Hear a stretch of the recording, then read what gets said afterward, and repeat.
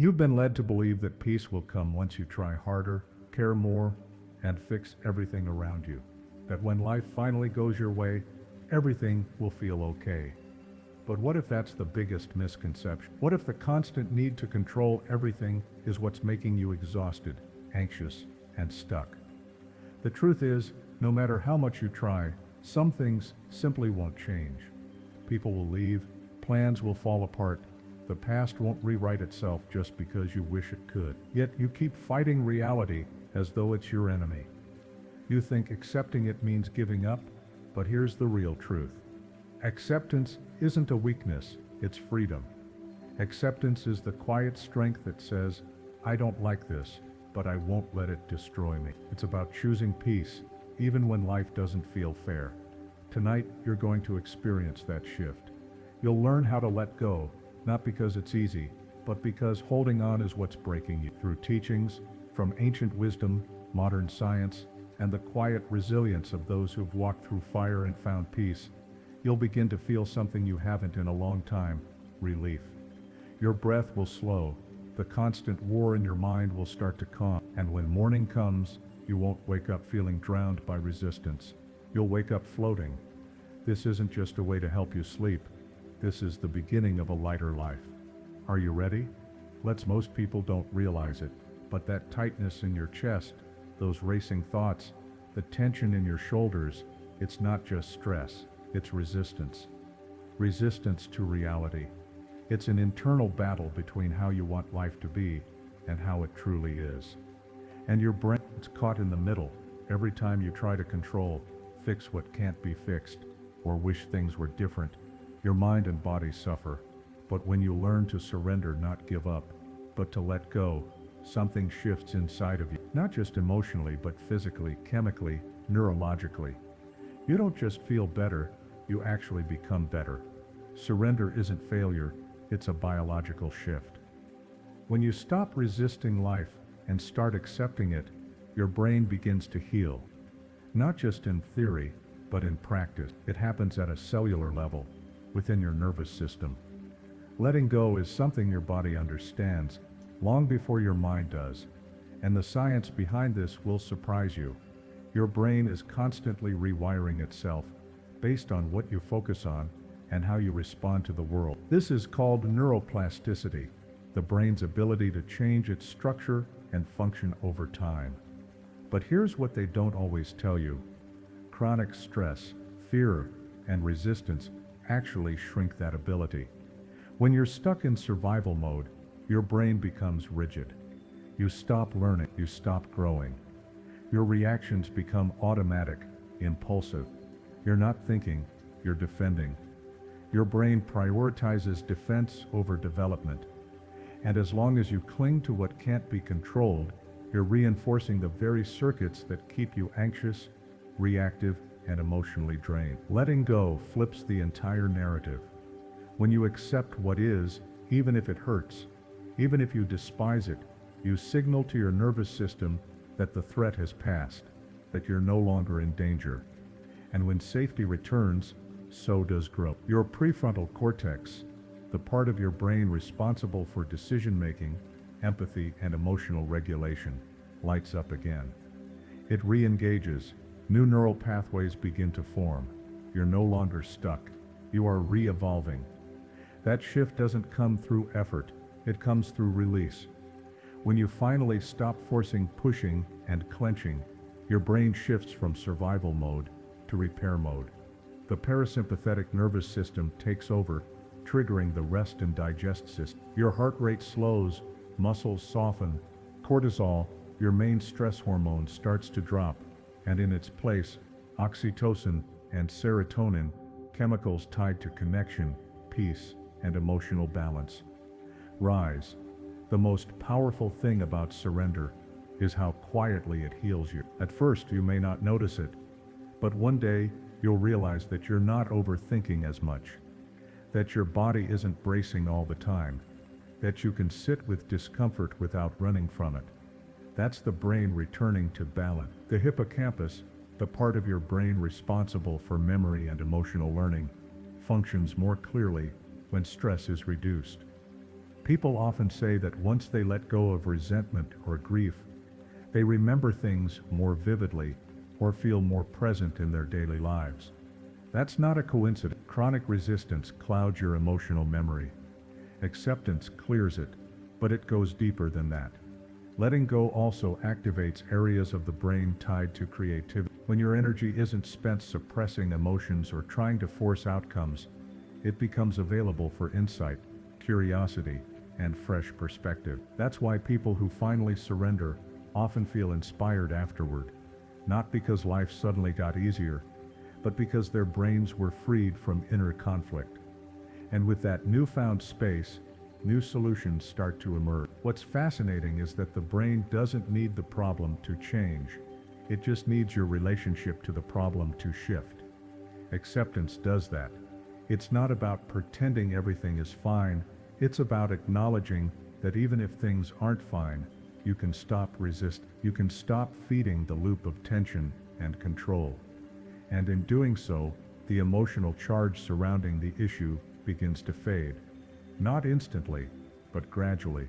This is where long-term emotional health begins to take root. When you practice acceptance regularly, even in the smallest moments, a delay, a disagreement, a disappointment, you train your brain to tolerate discomfort without panic.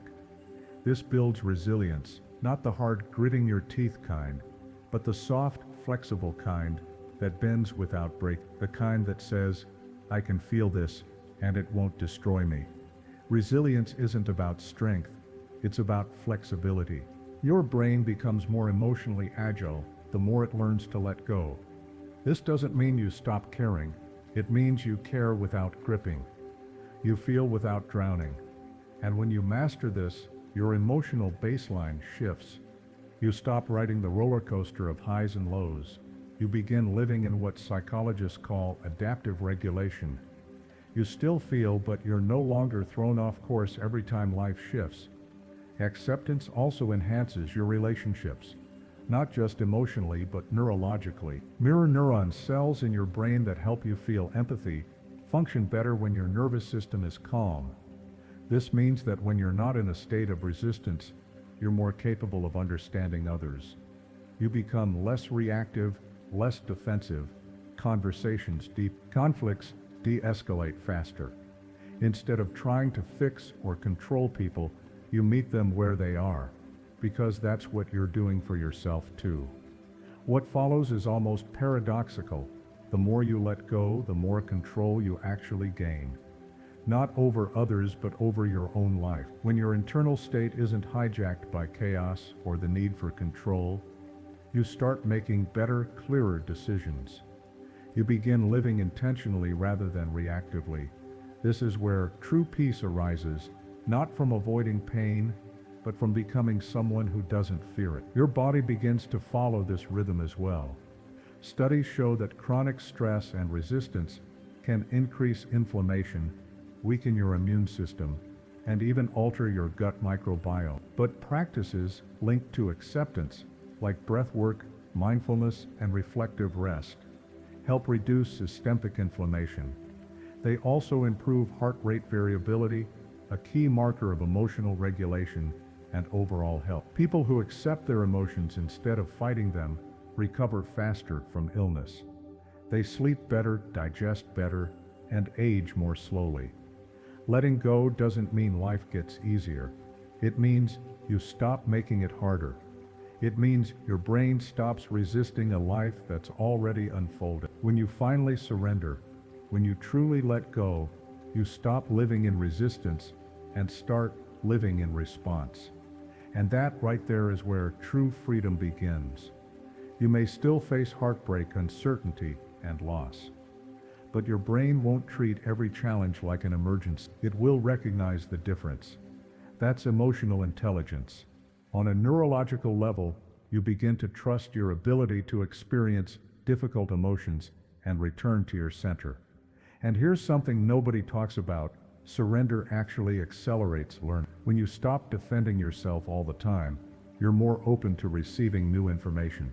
Your mind becomes more receptive, and the brain loves that. It rewards this openness by creating new synapses, new pathways. It views surrender not as weakness, but as a green light for transformation. This is why people who embrace change, even painful change, tend to grow more in life. Their brains are literally more adaptable. They're not stuck in old beliefs, outdated patterns, or survival strategies. They evolve. Healing, in essence, is about giving yourself permission, and acceptance is the key that grants your brain permission to rest, to release, to repair. It's not loud or dramatic, it's quiet and subtle, like rain softening dry earth. Over time, that softening turns into strength. You may still have thoughts that say, "I can't let this go." That's okay. Thoughts don't need to disappear, they simply need space. When you allow them to exist without believing every word, your brain doesn't clutch them so tightly. You create space, and in that space, awareness begins to grow. Acceptance is the pathway to that awareness, and awareness rewires everything. The truth is, your brain isn't working against you. It's simply responding to how you treat your experiences. If you treat everything as a threat, your brain will armor up. If you approach your experiences, even the tough ones, with openness and curiosity, it will soften. It will support you. Letting go doesn't mean you're losing control. It means shifting from control to connection, from fear to flow, and from survival mode to present. This isn't passive. This is the most active kind of peace you'll ever know. The kind you practice moment by moment. The kind that doesn't require perfection to feel okay. It builds within your nervous system and becomes the ground you walk on. No one teaches us this as children. We're taught to fight, to win, to fix. But no one ever tells us that sometimes the most powerful thing you can do is stop pushing. And so, we burn out. We hold on tighter. We tell ourselves stories like, "I should have done more," or "if only things were different." But the moment you stop and say, "This is how it is right now, and I will meet it with peace, not panic," something shifts. The story begins to unravel. Not because you found all the answers, but because you stopped needing them. That's the shift. That's when the brain starts to bloom. This is how peace grows, not from changing the world, but from changing how you meet it. It's about changing how you respond to the parts of life you cannot control. Surrender isn't the end of your journey, it's the beginning of a new one. One where your energy isn't drained by resistance, but invested in renewal. Letting go returns you to yourself. And once that happens, life doesn't just quiet down. It becomes clearer, sharper, truer. This is what your brain was made for. Not control, but connection. Not fear, but flow. Not resistance, but peace. Let it begin. The moment you stop resisting life as it is, something inside you begins to relax. That part of you that's been gripping, bracing, overthinking, slowly starts to quiet. And in that silence, something deeper begins to rise. Your emotions, yes, but also the patterns that have lived within you longer than you've been aware. Fears that may not even feel like yours. Behaviors that repeat like a script, written generations ago. This is where acceptance meets something even deeper, the pain you inherited. Not all burdens begin with you. Some were passed down through words, through silence, through how love was given, or with the unspoken rules, the pressure, the emotional weight that never seemed to have a clear origin. This isn't your fault, but it is your responsibility. The moment you become aware of what you've inherited, you gain the power to decide what continues and what ends with you. The body remembers what the mind forgets. Studies in epigenetics show that trauma can be passed down through generations, not just through stories or behaviors, but biological stress responses, sensitivity to rejection, emotional shutdown. Sometimes the fear you feel in your body isn't even yours but your mother's or your father's. This doesn't mean you're broken. It means you're carrying things that were never fully processed, and until they're acknowledged, they'll continue to repeat. Awareness is the first step, not in some vague, mystical sense, but in a grounded, real way. You begin to notice patterns. The way you over-apologize even when you haven't done anything wrong. The way you expect disappointment even when things are going well. the way you feel responsible for others' emotions, like their sadness is somehow your fault. These responses are often rooted in early survival, not necessarily from your life, but from the lives of those who came before you. When parents carry unresolved pain, it often manifests as overprotection, emotional distance, perfectionism, or control. These aren't conscious choices, they are attempts to keep you safe, or more accurately, to keep themselves safe through you. Maybe your father couldn't show softness because vulnerability was punished in his own childhood. Maybe your mother tried to control everything because her childhood was full of chaos. Their wounds shaped their parenting, and their silence became your instruction. The hard part is that, as children, we don't just see these patterns, we internalize them. We build our self-image through their eyes. If love was conditional, we learn to earn it. If emotions were dangerous, we learn to hide them. And slowly we inherit not just traits, but entire identities. The fixer, the strong one, the quiet one, the responsible one. These roles don't reflect your true self.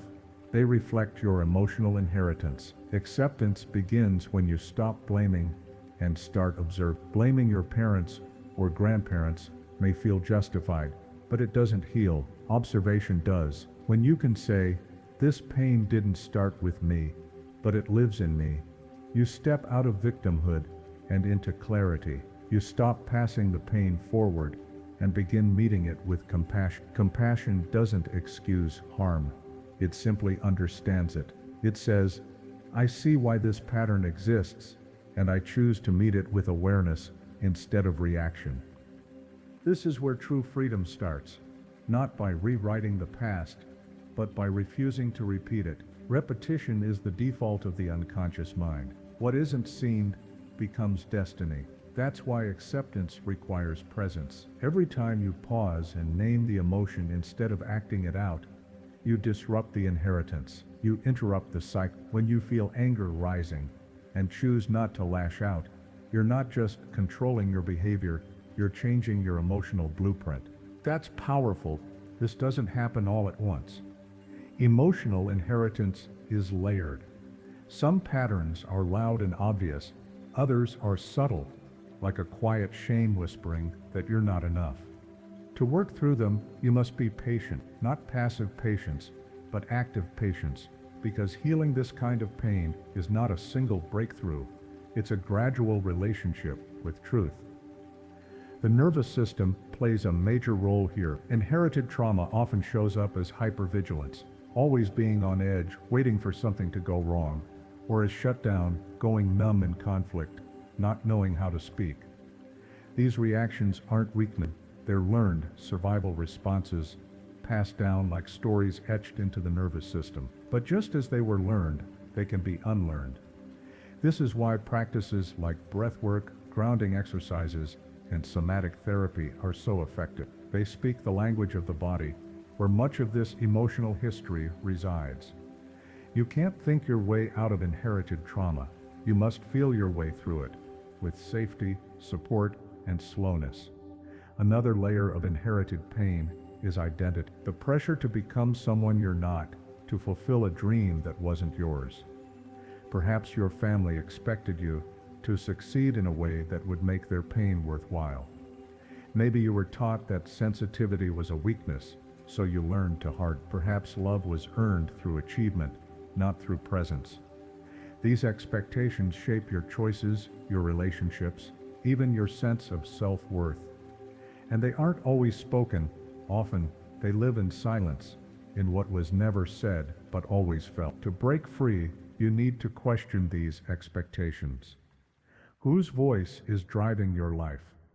Whose approval are you still trying to earn? Acceptance means releasing the need to become someone for someone else's peace. It means stepping out of inherited identity and into even if that means being misunderstood. Misunderstanding is part of the process. When you stop playing the role your family assigned you, discomfort will arise. Some may see your healing as rejection. Some may call it selfishness, but choosing peace over pleasing is not selfish, it's honest. And honesty is the first form of true love. even when it's messy. You don't heal generational pain by confronting your family with anger, you heal it by confronting yourself with truth. By being willing to see the parts of you that were shaped in fear, and choosing not to act from them anymore. That's the work. That's the release. Sometimes that release feels like grief. You grieve the parents you wish you had, the childhood you didn't receive, the nurturing that was missing. This grief is real. It's not about blaming, it's about allowing the truth to be seen. Grieving what you didn't receive opens space to give it to yourself, maybe for the first time. Self-parenting is one of the most powerful tools in breaking generational cycles. When you start offering yourself the love, protection, and validation you never got, your brain begins to rewire. Your nervous system finds safety from within. Slowly you stop outsourcing your worth to people who couldn't give it to you. Not because you stopped caring, but because you finally started seeing yourself clearly. There's also something deeply important about forgiving the unspoken. Often the pain wasn't in what was done, but in what was never acknowledged. The silence around mental health, the avoidance of real conversations, the lack of apology, the missing tenderness. You don't have to wait for others to admit the harm. You can name it, you can feel it, and you can choose to stop carrying it forward. This is the essence of ancestral healing. Not mystical rituals, although they can help, but practical, conscious decisions to face what previous generations couldn't. To feel what they had to suppress, to create space where they lived in survival. That is a legacy worth passing on. Legacy isn't just about what you leave behind. It's about what you no longer pass down. Every time you soothe your inner child instead of punishing them, you shift the future. Every time you say no to a pattern that once ruled you, you rewire your lineage. The beauty of this work is that it's invisible. No one will clap for you when you choose not to yell, not to shame, or not to shut down. But the impact will echo in your relationships, in your children, if you have them, and in the people you lead or love. You become the one who changed the direction. There's peace in knowing that your pain had a purpose, not because it was deserved, but because it gave you the insight to stop it from continuing. That kind of peace doesn't scream, it settles, it breathes, it lets you rest in your body, knowing it's finally safe to be here. You don't need to understand every detail of your family's history to release the emotional weight. You just need to become aware of what you're carrying and decide to lay it down. Every time you choose to react differently, feel differently, or make a different choice, you're rewriting that history. Healing doesn't mean becoming perfect, it means becoming present. Present enough to feel what arises without running from it. Present enough to respond instead of repeat. Present enough to forgive, not for their sake, but for your own release. You're allowed to want more for yourself than what you came from. You're allowed to create a life that feels like home, even if the one you were raised in did. You're allowed to feel proud of your progress, even if no one else sees it. Breaking inherited cycles is invisible work until it isn't. Until one day you look back and realize that burden isn't on your back anymore. The silence that once held you hostage, it's now your quiet strength. That's how lineage transforms. Not with noise, but with awareness, with love, with truth, and with you. The moment you realize that some of what you've carried didn't begin with you, something softens. There's relief in knowing you can let go of pain that was never truly yours. But then a different kind of heaviness begins to surface. The weight of time, the ache of things you didn't do, words you didn't say, chances you didn't take, the quiet echo of what could have been, not from someone else's story, but from your. You start to wonder how different things might look if you had made a different choice, left sooner, spoken up, said yes, or said no. That ache has a name, time-based trauma.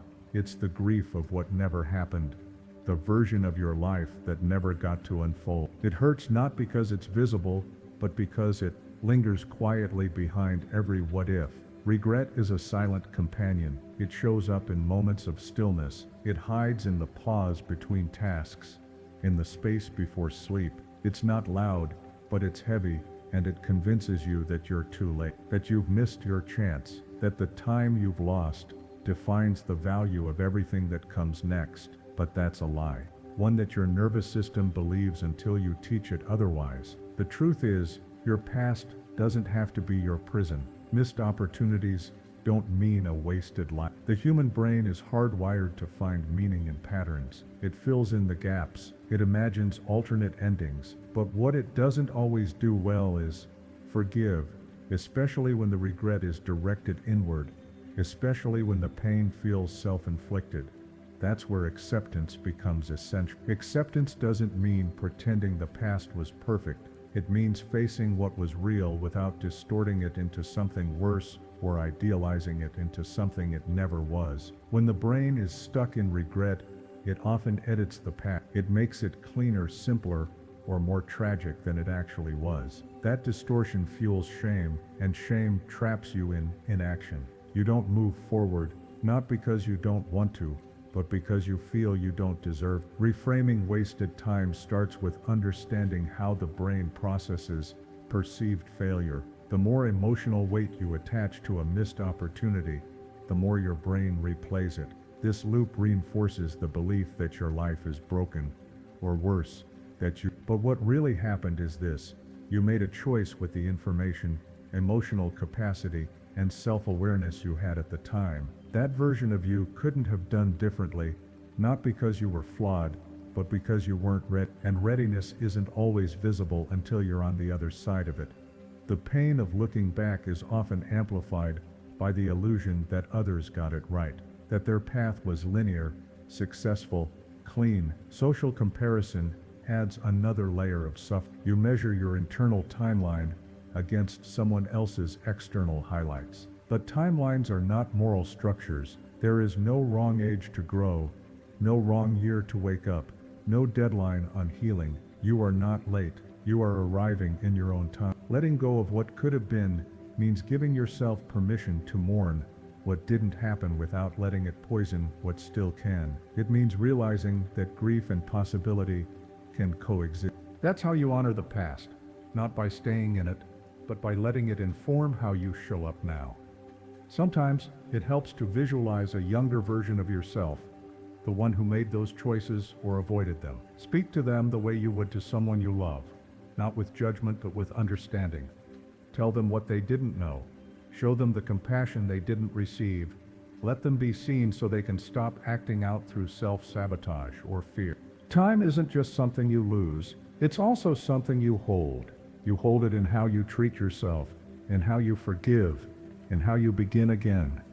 There are years ahead that can still feel rich, meaningful, and deeply aligned if you stop seeing the past as proof of what's not possible. There's a quiet strength in saying, I didn't know then, but I do now. That shift is everything. It opens the door to a future shaped not by shame, but by choice. You may never erase the ache of what didn't happen, but you can stop letting it steal your joy from what still can. You can learn to trust that there's still more life in front of you, and it doesn't need to look like anyone else's version of success. It just needs to be real. It just needs to be yours. This is how you reclaim time, not by chasing what's lost, but by choosing what's next. And that choice, it starts right here. There's a quiet power in facing the life you have, not the one you lost. That moment when you stop chasing a better past and start honoring the present becomes a turning point. But sometimes, instead of honoring what's here, we try to rise above it. We label discomfort as low vibration. We call pain an illusion and wrap avoidance in words that sound wise. It feels like progress, but something stays stuck. Not because we're doing too little, but because we're skipping the hard part, the honest part, the human part. That's not healing, that's bypassing. Spiritual bypassing often sounds like wisdom. It says things like, everything happens for a reason, or just stay high vibe. when someone is grieving. It encourages forgiveness before there's been any real processing. It rushes to clarity when someone is still in the fog of shock. It offers mantras instead of presence. And although it's usually well-meaning, it leaves people feeling unseen, dismissed, and alone in their suffering. True acceptance doesn't skip pain. It sits with it. It listens. It lets the body shake, the voice break, the questions come.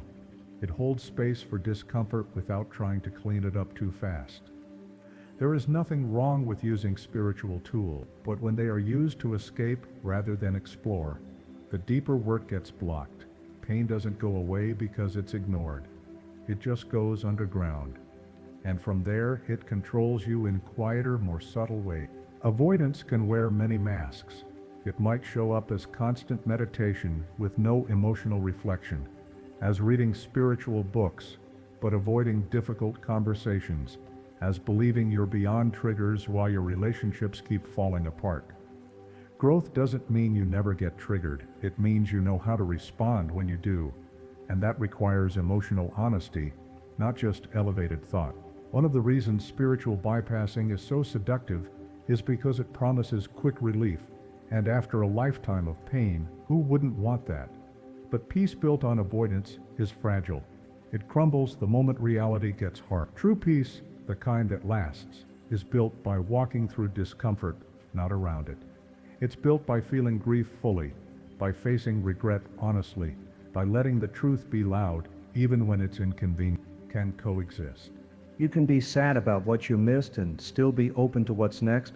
These feelings don't cancel each other out. They expand you.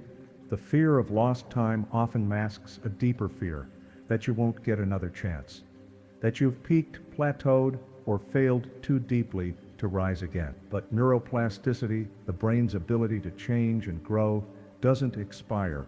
It responds not to age, but to presence. The more fully you show up now, the more your brain begins to open to new possibilities. You stop being defined by the past and start being shaped by the present moment. People often think healing is about erasing the past. But true healing is about integrating it, letting it sit beside you without taking control. When you stop resisting your history, it stops controlling you. You learn from it. You draw boundaries because of it. You make better choices because of it. In this way, nothing is wasted, not even the darkest chapters. There is also wisdom in broken timelines. Detours often teach you things that direct paths never could. The years you spent lost, stuck, confused, or in pain, they softened your ego, deepened your compassion, and clarified your values. They taught you what matters by showing you what doesn't. And even if you wish it hadn't taken so long, there's power in knowing that you got here at all. Part of releasing time-based trauma is separating the event from your identity. A missed opportunity is something that happened. It is not who you are. Failure is something that occurred. It is not your character. When the mind fuses regret with self-worth, it creates a false identity, one that says, I'm the kind of person who always messes up, who always gets it too late. That belief becomes a filter and you stop seeing possibility. Instead, you only see proof that you were right. To feel ashamed, to break that pattern, you need evidence of the opposite. Small wins, new beginnings, moments where you say yes to something now, even if it's small. The nervous system responds to consistency, not perfection. Every time you choose presence over punishment, it recalibrates. Your mind begins to trust you again. Your body feels safer in the now. Regret also tends to focus on control, the illusion that if you had just done one thing differently, everything would be better. But this ignores how many variables you never control. Other people's choices, the timing of events, the knowledge you didn't have, the emotional maturity you hadn't developed yet. When you zoom out, you see that life wasn't a straight line you failed to follow. It was a complex map you were never meant to fully understand. Letting go of what could have been doesn't mean you forget your past. It means you no longer let it define your capacity for joy, love, or meaning. It means you stop waiting to catch up and start living where you are. It means choosing peace, not perfection. One of the most effective ways to shift your relationship with the past is to reinterpret it through a compassionate lens. Not with denial, but with depth. Ask yourself, what did I learn from what I didn't get? What strength developed in the waiting? What clarity emerged from the disappointment? This isn't toxic positivity, it's emotional alchemy, turning pain into perspective. The fear of wasting time can also push you into urgency, rushing into things just to feel like you're not falling behind. But urgency is rarely rooted in intuition. It's often a trauma response. True clarity comes from stillness, not speed. Another key part of releasing time-based pain is detaching from idealized versions of your life. The version where you succeeded earlier, loved better, or avoided heartbreak. Those versions don't exist, not because you failed, but because they were based on assumptions, not reality. When you idealize a life that never happened, you reject the one that did, and the life you're in, no matter how imperfect, is still worthy of your attention. Your presence is the most powerful way to reclaim lost time. Not by making up for it, but by refusing to lose any more of it, by living in your head. Every time you return to your breath, your senses, your body, you reclaim a moment. And those moments, added together, become a life. Regret can be a teacher, but only if you let it speak without letting it scream. Its job isn't to torment you. Its job is to show you what matters now, what still needs healing, and what still calls for your attention. Once you've listened, you don't need to keep reliving the story. You can thank it and move. This forward movement isn't about drastic change. It's about alignment, aligning your current actions with the values you wish you'd honored sooner. Speaking the truth you used to silence, setting boundaries you didn't know you needed, giving yourself grace in moments you once punished yourself. That's how you honor the past, not by staying in it, but by letting it inform how you show up now. Sometimes it helps to visualize a younger version of yourself, the one who made those choices or avoided them. Speak to them the way you would to someone you love, not with judgment, but with understanding. Tell them what they didn't know. Show them the compassion they didn't receive. Let them be seen so they can stop acting out through self-sabotage or fear. Time isn't just something you lose, it's also something you hold. You hold it in how you treat yourself, in how you forgive, in how you begin again. There are years ahead that can still feel rich, meaningful, and deeply aligned if you stop seeing the past as proof of what's not possible. There's a quiet strength in saying, I didn't know then, but I do now. That shift is everything.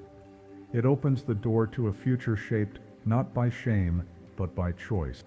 There's a quiet power in facing the life you have, not the one you lost.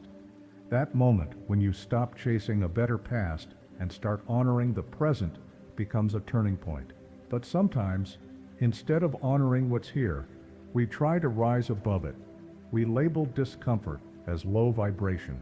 We call pain an illusion and wrap avoidance in words that sound wise.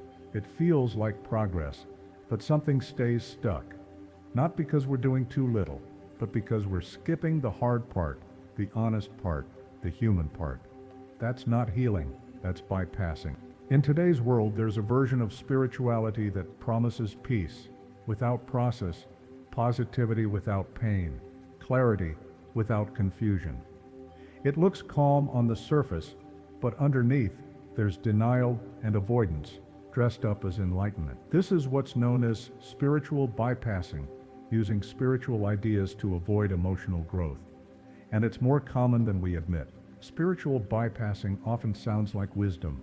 It says things like everything happens for a reason, or just stay high vibe when someone is grieving. It encourages forgiveness before there's been any real processing. It rushes to clarity when someone is still in the fog of shock. It offers mantras instead of presence.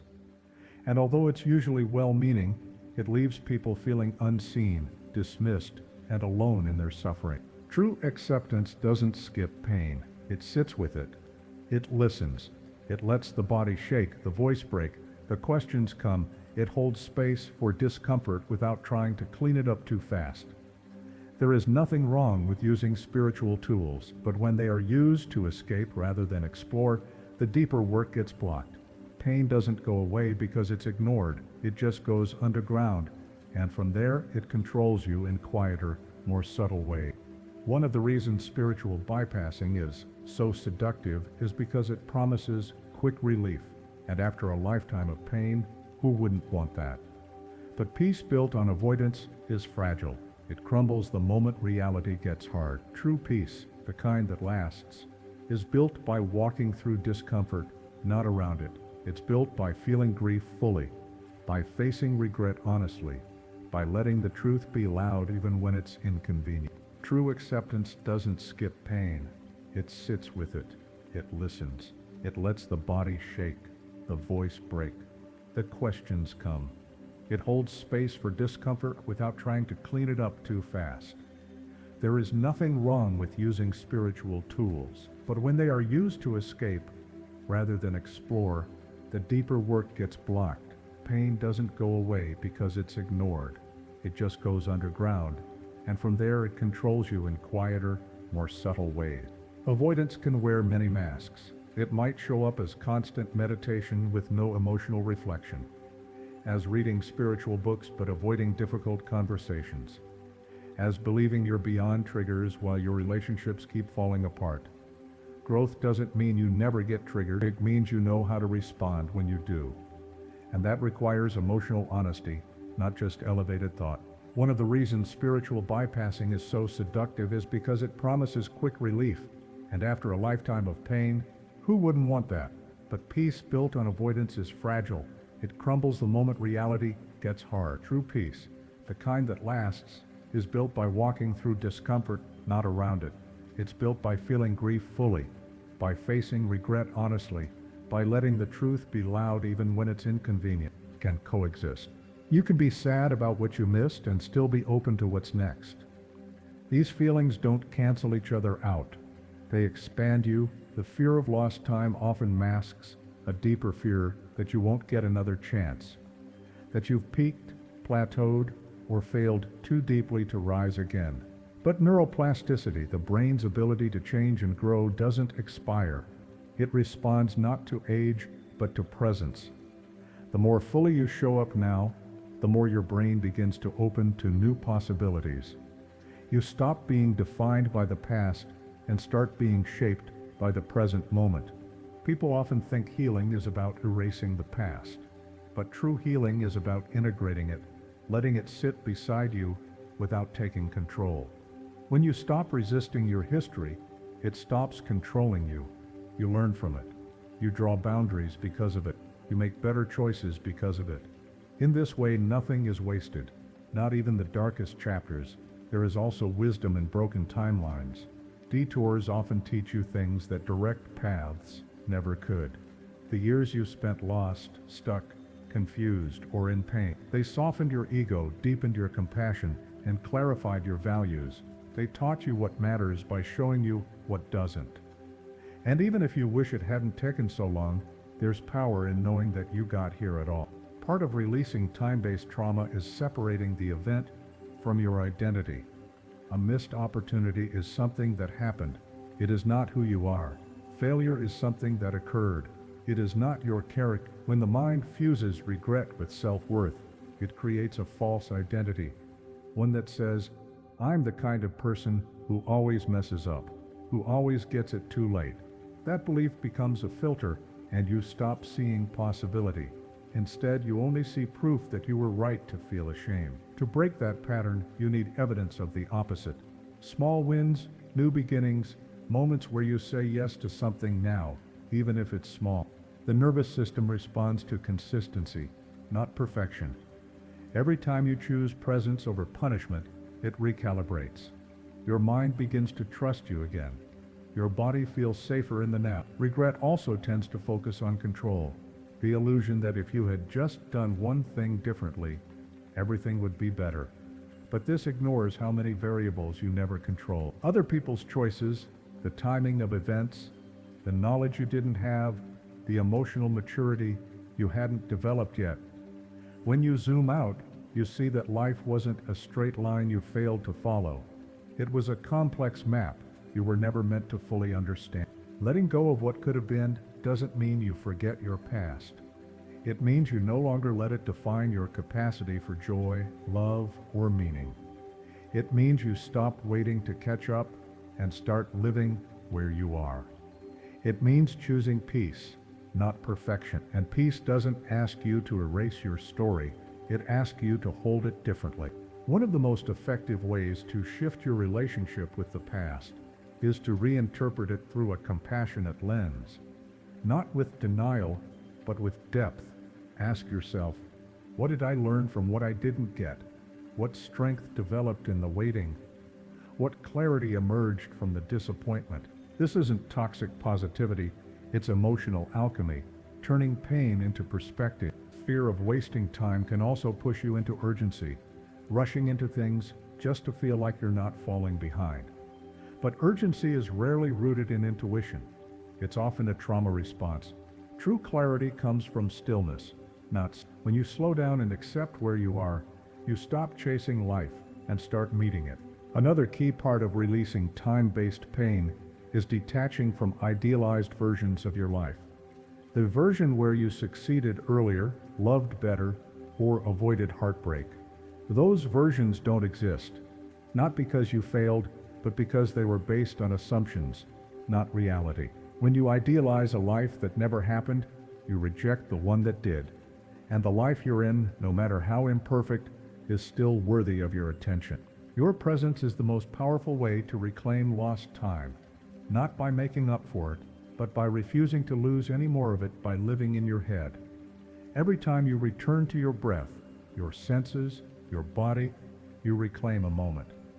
And those moments, added together, become a life. Regret can be a teacher, but only if you let it speak without letting it scream. Its job isn't to torment you. Its job is to show you what matters now, what still needs healing, and what still calls for your attention. Once you've listened, you don't need to keep reliving the story. You can thank it and move forward. This forward movement isn't about drastic change. It's about alignment, aligning your current actions with the values you wish you'd honored sooner. Speaking the truth you used to silence, setting boundaries you didn't know you needed. Giving yourself grace in moments you once punished yourself. That's how you honor the past, not by staying in it, but by letting it inform how you show up now. Sometimes it helps to visualize a younger version of yourself, the one who made those choices or avoided them. Speak to them the way you would to someone you love, not with judgment, but with understanding. Tell them what they didn't know. Show them the compassion they didn't receive. Let them be seen so they can stop acting out through self-sabotage or fear. Time isn't just something you lose. It's also something you hold. You hold it in how you treat yourself, in how you forgive, in how you begin again. There are years ahead that can still feel rich, meaningful, and deeply aligned if you stop seeing the past as proof of what's not possible. There's a quiet strength in saying, I didn't know then, but I do now. That shift is everything. It opens the door to a future shaped not by shame, but by choice. You may never erase the ache of what didn't happen, but you can stop letting it steal your joy from what still can. You can learn to trust that there's still more life in front of you, and it doesn't need to look like anyone else's version of success. It just needs to be real. It just needs to be yours. This is how you reclaim time, not by chasing what's lost, but by choosing what's next. And that choice, it starts right. There's a quiet power in facing the life you have, not the one you lost. That moment when you stop chasing a better past and start honoring the present becomes a turning point.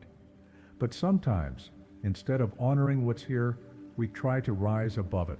We label discomfort as low vibration. We call pain an illusion and wrap avoidance in words that sound wise. It feels like progress, but something stays stuck. Not because we're doing too little, but because we're skipping the hard part, the honest part, the human part. That's not healing, that's bypassing.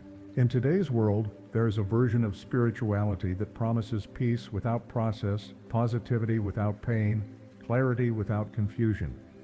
It looks calm on the surface, but underneath, There's denial and avoidance dressed up as enlightenment. This is what's known as spiritual bypassing, using spiritual ideas to avoid emotional growth. And it's more common than we admit. Spiritual bypassing often sounds like wisdom. It says things like everything happens for a reason, or just stay high vibe when someone is grieving. It encourages forgiveness before there's been any real processing. It rushes to clarity when someone is still in the fog of shock. It offers mantras instead of presence. And although it's usually well-meaning, it leaves people feeling unseen, dismissed, and alone in their suffering. True acceptance doesn't skip pain. It sits with it. It listens. It lets the body shake, the voice break, the questions come. It holds space for discomfort without trying to clean it up too fast. There is nothing wrong with using spiritual tools, but when they are used to escape rather than explore, the deeper work gets blocked. Pain doesn't go away because it's ignored. It just goes underground, and from there it controls you in quieter, more subtle ways. Avoidance can wear many masks. It might show up as constant meditation with no emotional reflection, as reading spiritual books, but avoiding difficult conversations, as believing you're beyond triggers while your relationships keep falling apart. Growth doesn't mean you never get triggered. It means you know how to respond when you do. And that requires emotional honesty, not just elevated thoughts. One of the reasons spiritual bypassing is so seductive is because it promises quick relief, and after a lifetime of pain, who wouldn't want that? But peace built on avoidance is fragile.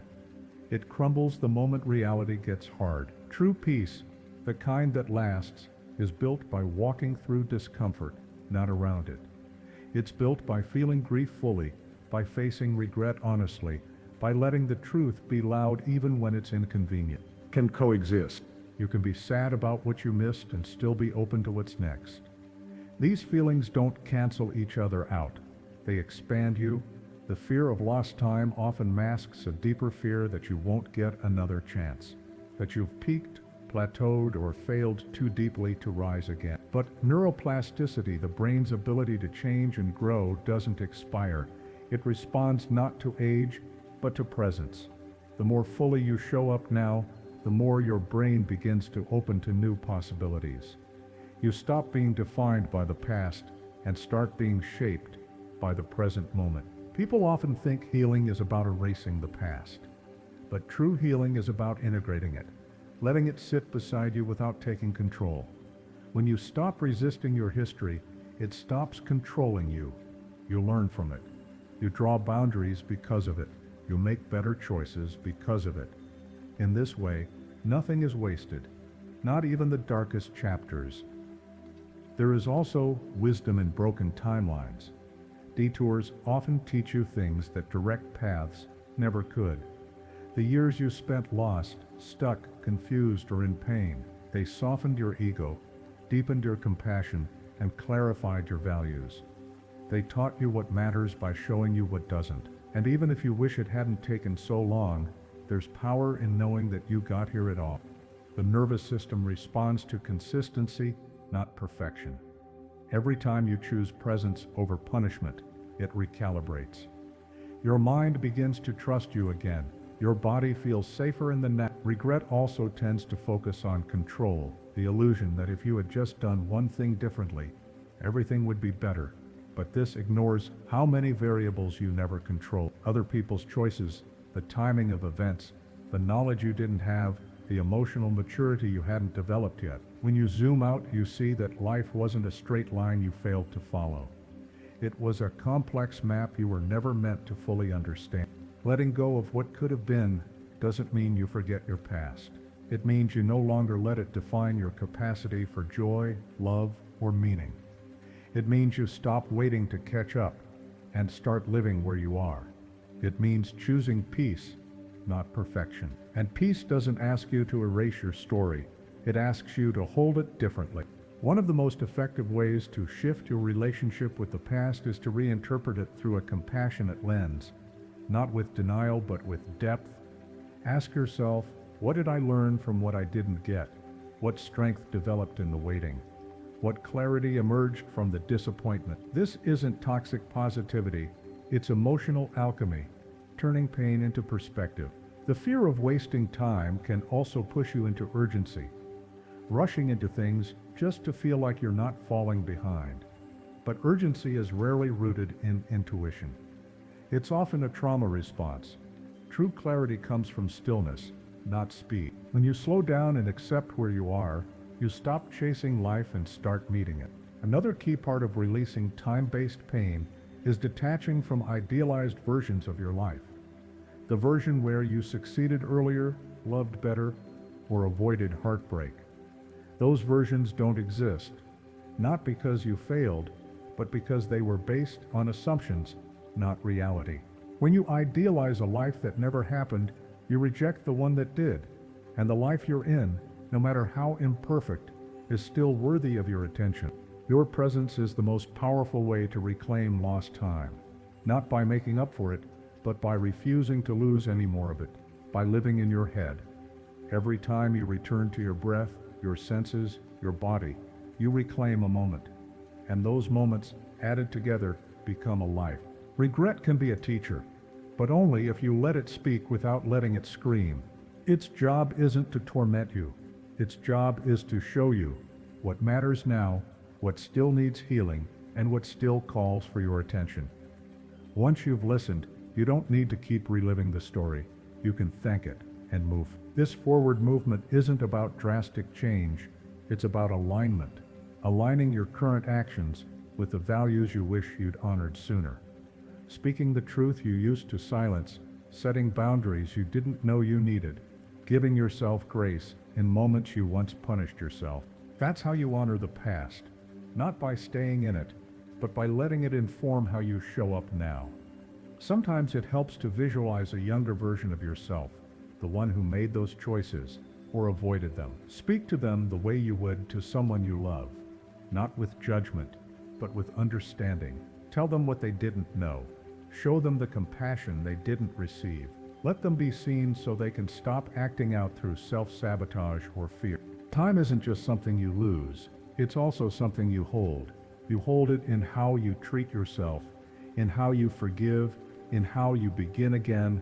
There are years ahead that can still feel rich, meaningful, and deeply aligned if you stop seeing the past as proof of what's not possible. There's a quiet strength in saying, I didn't know then, but I do now. That shift is everything. It opens the door to a future shaped not by shame, but by choice. You may never erase the ache of what didn't happen, but you can stop letting it steal your joy from what still can. You can learn to trust that there's still more life in front of you, and it doesn't need to look like anyone else's version of success. It just needs to be real. It just needs to be yours. This is how you reclaim time, not by chasing what's lost, but by choosing what's next. And that choice, it starts right here. There's a quiet power in facing the life you have, not the one you lost. That moment when you stop chasing a better past and start honoring the present becomes a turning point. But sometimes, instead of honoring what's here, we try to rise above it. We label discomfort as low vibration. We call pain an illusion and wrap avoidance in words that sound wise. It feels like progress, but something stays stuck. Not because we're doing too little, but because we're skipping the hard part, the honest part, the human part. That's not healing, that's bypassing. In today's world, there's a version of spirituality that promises peace without process, positivity without pain, clarity without confusion. It looks calm on the surface, but underneath there's denial and avoidance, dressed up as enlightenment. This is what's known as spiritual bypassing, using spiritual ideas to avoid emotional growth, and it's more common than we admit. Spiritual bypassing often sounds like wisdom. It says things like, everything happens for a reason, or just stay high vibe when someone is grieving. It encourages forgiveness before there's been any real processing. It rushes to clarity when someone is still in the fog of shock. It offers mantras instead of presence. And although it's usually well-meaning, it leaves people feeling unseen, dismissed, and alone in their suffering. True acceptance doesn't skip pain, it sits with it. It listens. It lets the body shake, the voice break, the questions come. It holds space for discomfort without trying to clean it up too fast. There is nothing wrong with using spiritual but when they are used to escape rather than explore, the deeper work gets blocked. Pain doesn't go away because it's ignored. It just goes underground, and from there it controls you in quieter, more subtle ways. Avoidance can wear many masks. It might show up as constant meditation with no emotional reflection, as reading spiritual books but avoiding difficult conversations, as believing you're beyond triggers while your relationships keep falling apart. Growth doesn't mean you never get triggered. It means you know how to respond when you do, and that requires emotional honesty, not just elevated thoughts.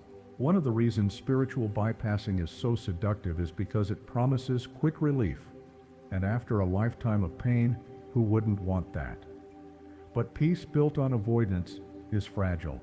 It crumbles the moment reality gets hard. True peace, the kind that lasts, is built by walking through discomfort, not around it.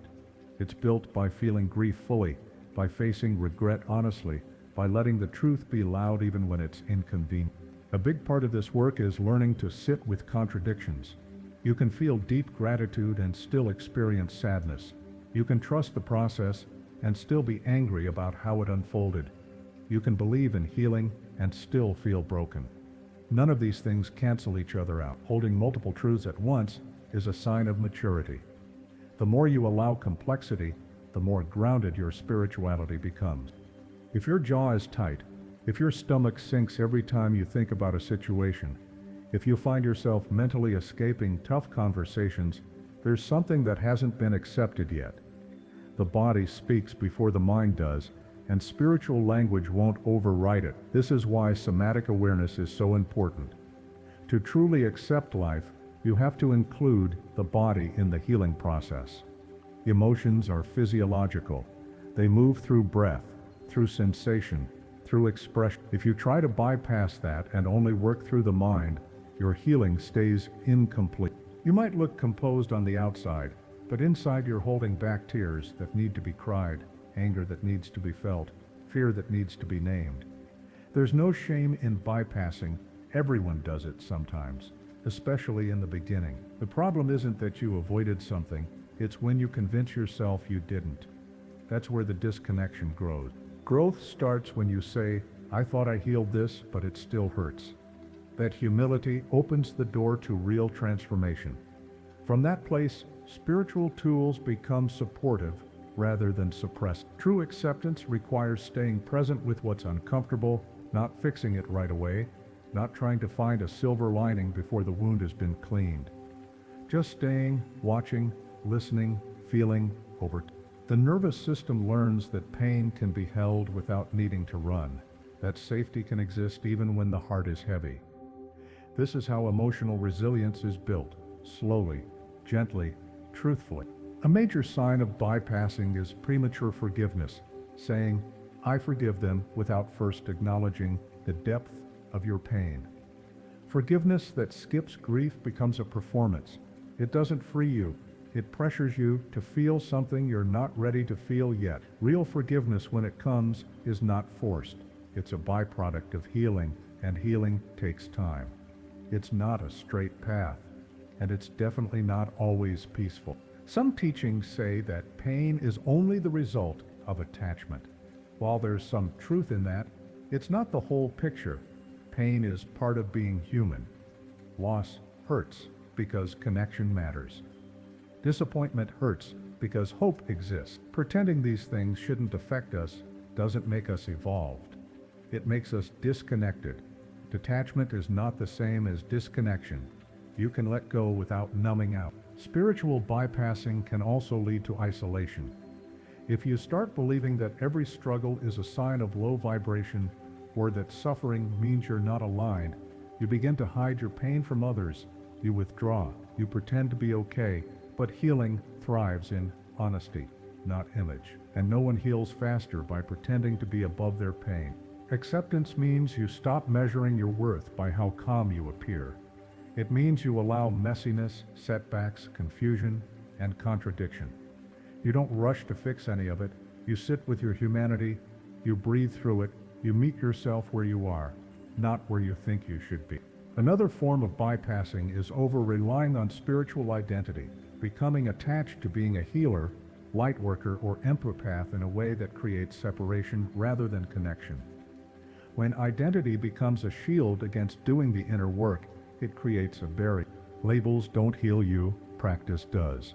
Being open, being accountable, being real. Real spirituality isn't about being above the world, it's about being deeply in it, embracing all its discomfort and beauty. It's about staying when it's hard, loving when it's risky, grieving when it hurts. That kind of depth doesn't come from reading quotes. It comes from living through difficulty with your eyes wide open. This work also involves questioning your spiritual beliefs, not to abandon them, but to ensure they're rooted in truth, not in escape. Ask yourself, am I using this belief to grow or to avoid? Is it helping me become more honest or more detached from reality? Compassion is the true sign that spirituality is working. It's not about how calm you appear or how perfect your practice looks. It's about how kind you become to yourself and others. Bypassing makes you rigid. Real healing softens you. It makes you slower to judge, quicker to understand. It makes you a safe space for others to be real around. One of the deepest truths is that spiritual growth requires discomfort, not as punishment, but as a path. The parts of you that resist are the parts that are still protecting pain. The more you meet those parts with presence, the more they relax. Not because you told them to, but because you showed up with safety instead of shame. You don't have to let go of your practices. You just have to stop using them to hide. Meditation, prayer, rituals, all of them are powerful, but they work best when you bring your full self to them. Not just the polished parts, not just the ones that feel spiritual, but the raw, grieving, disappointed, and confused parts too. Acceptance is not passive. It's the most courageous act of being present with what is, without needing it to be different in order to love it. That kind of presence changes you. It teaches you to breathe through heartbreak, to stay with discomfort, to find peace, not through avoidance, but through truth. The path to that peace isn't always smooth. There will be moments you want to check out, to float above, to avoid. That's okay. The key is to notice when you're drifting and come back to your breath, your body, this moment, and the part of you that's still learning to feel safe in the truth. You're not behind if you still struggle. You're not failing if it still hurts. You're human. And the more you honor that, the more real your healing becomes. There is no gold star for bypassing pain, but there is profound peace in walking through it, one honest step at a time. This is what acceptance really looks like. Not perfect, not polished, but whole. And that wholeness, that's what brings you home. The deeper you move into honest presence, the more you start to see how healing doesn't only happen in big dramatic waves. Sometimes it's quiet, sometimes it happens in the smallest spaces. A pause before reacting, a breath before judging, a softening when the day doesn't go as planned. True acceptance isn't just found in the heavy moments of heartbreak or deep inner work. It's found in the broken end, those invisible choices you make dozens of times each day, the ones no one sees but you, and those are the choices that shape who you become. We tend to think of transformation as something grand, a spiritual breakthrough, a life-altering realization, a moment that changes everything, but identity is not rewritten in a single event. It's reshaped in small decisions. The way you talk to yourself when you're running late, the way you respond when someone cuts you off, the way you breathe when your plans fall apart. These are micro moments, tiny points of friction that give you a chance to choose presence over pressure. And over time, they do something extraordinary. They shift your entire way of being. Your body gets tense, your thoughts race, your mood shifts. That's where the first opportunity appears. You could react out of habit, frustration, blame, or urgency. Or you could pause, You could name what's happening. This is discomfort. This is not what I planned. And then breathe. That simple act doesn't fix the situation, but it softens your reaction to it. It keeps your energy from being hijacked. It tells your brain, this is not a threat. We don't have to go to war over this. That's a micro act of letting go, and your nervous system remembers. Identity is not just what you think of yourself, it's what you practice, becoming in repeated moments of tension. When you choose not to spiral over a minor inconvenience, you're not just calming your day, you're becoming someone who doesn't collapse in chaos. You're forming a new emotional baseline, one that allows more freedom, more choice, more trust in your own stability. These tiny decisions are easy to miss, especially in a world that glorifies constant reaction, notifications, opinions, delays, and noise. But when you're intentional, even the mundane becomes a mirror. A slow line at the grocery store becomes a chance to observe your need for control. Each time you choose stillness over stress, curiosity over assumption, gentleness over urgency, you train your mind to respond with wisdom rather than instinct. And this training accumulates, it becomes who you are without needing to think about it. You stop identifying as the person who always reacts, always fixes, always rushes. You start knowing yourself as the one who can stay grounded even when things are off course. Some of the most powerful micro-acceptance practices begin in the body. The subtle way your shoulders rise when someone interrupts you, the way your jaw tightens when plans change, the shallow breath when you feel Noticing these responses and relaxing them, even slightly, sends signals of safety back to the brain. It rewires you for calm, not because the situation changed, but because your relationship to it did. Rejection is another daily moment that often goes unprocessed. Someone doesn't text back. You get overlooked. Your offer gets ignored. These seem minor, but they spark deep wiring. If unacknowledged, they fuel the belief that you're not wanted or valuable. But when you meet rejection with awareness, you unhook from that narrative. You say, this stings, but it's not a definition. It's just a moment. And you keep breathing through it. That builds resilience, not from defense, but from clarity. Micro-acceptance doesn't mean suppressing how you feel. It means letting yourself feel fully without being consumed by the feeling. You don't need to hide your frustration or pretend you're okay. You just need to not make your reaction the center of everything. You step back, observe it, and allow it. That simple skill, the space between reaction and response, becomes one of your greatest sources of power. There's also deep value in letting go of outcomes, not just in major goals, but in tiny preferences. Wanting the day to go smoothly, hoping someone responds the way you planned, wishing others saw your effort. These little desires pile up, and when they aren't met, tension builds. But when you practice releasing your grip on the small stuff, you free up so much mental space. You're no longer drained by what you can't control. You become more flexible, more open to life as it unfolds. Micro-acceptance also changes how you interact with others. A friend cancels plans. A coworker doesn't follow through. Someone makes a careless remark. In these moments, your ego wants to react with blame, withdrawal, or resentment. But if you pause, you'll notice the space between the trigger and the story you create. That space is where healing begins. You choose not to take it personally, not because it didn't affect you, but because you refuse to carry what isn't yours. That's quiet liberation.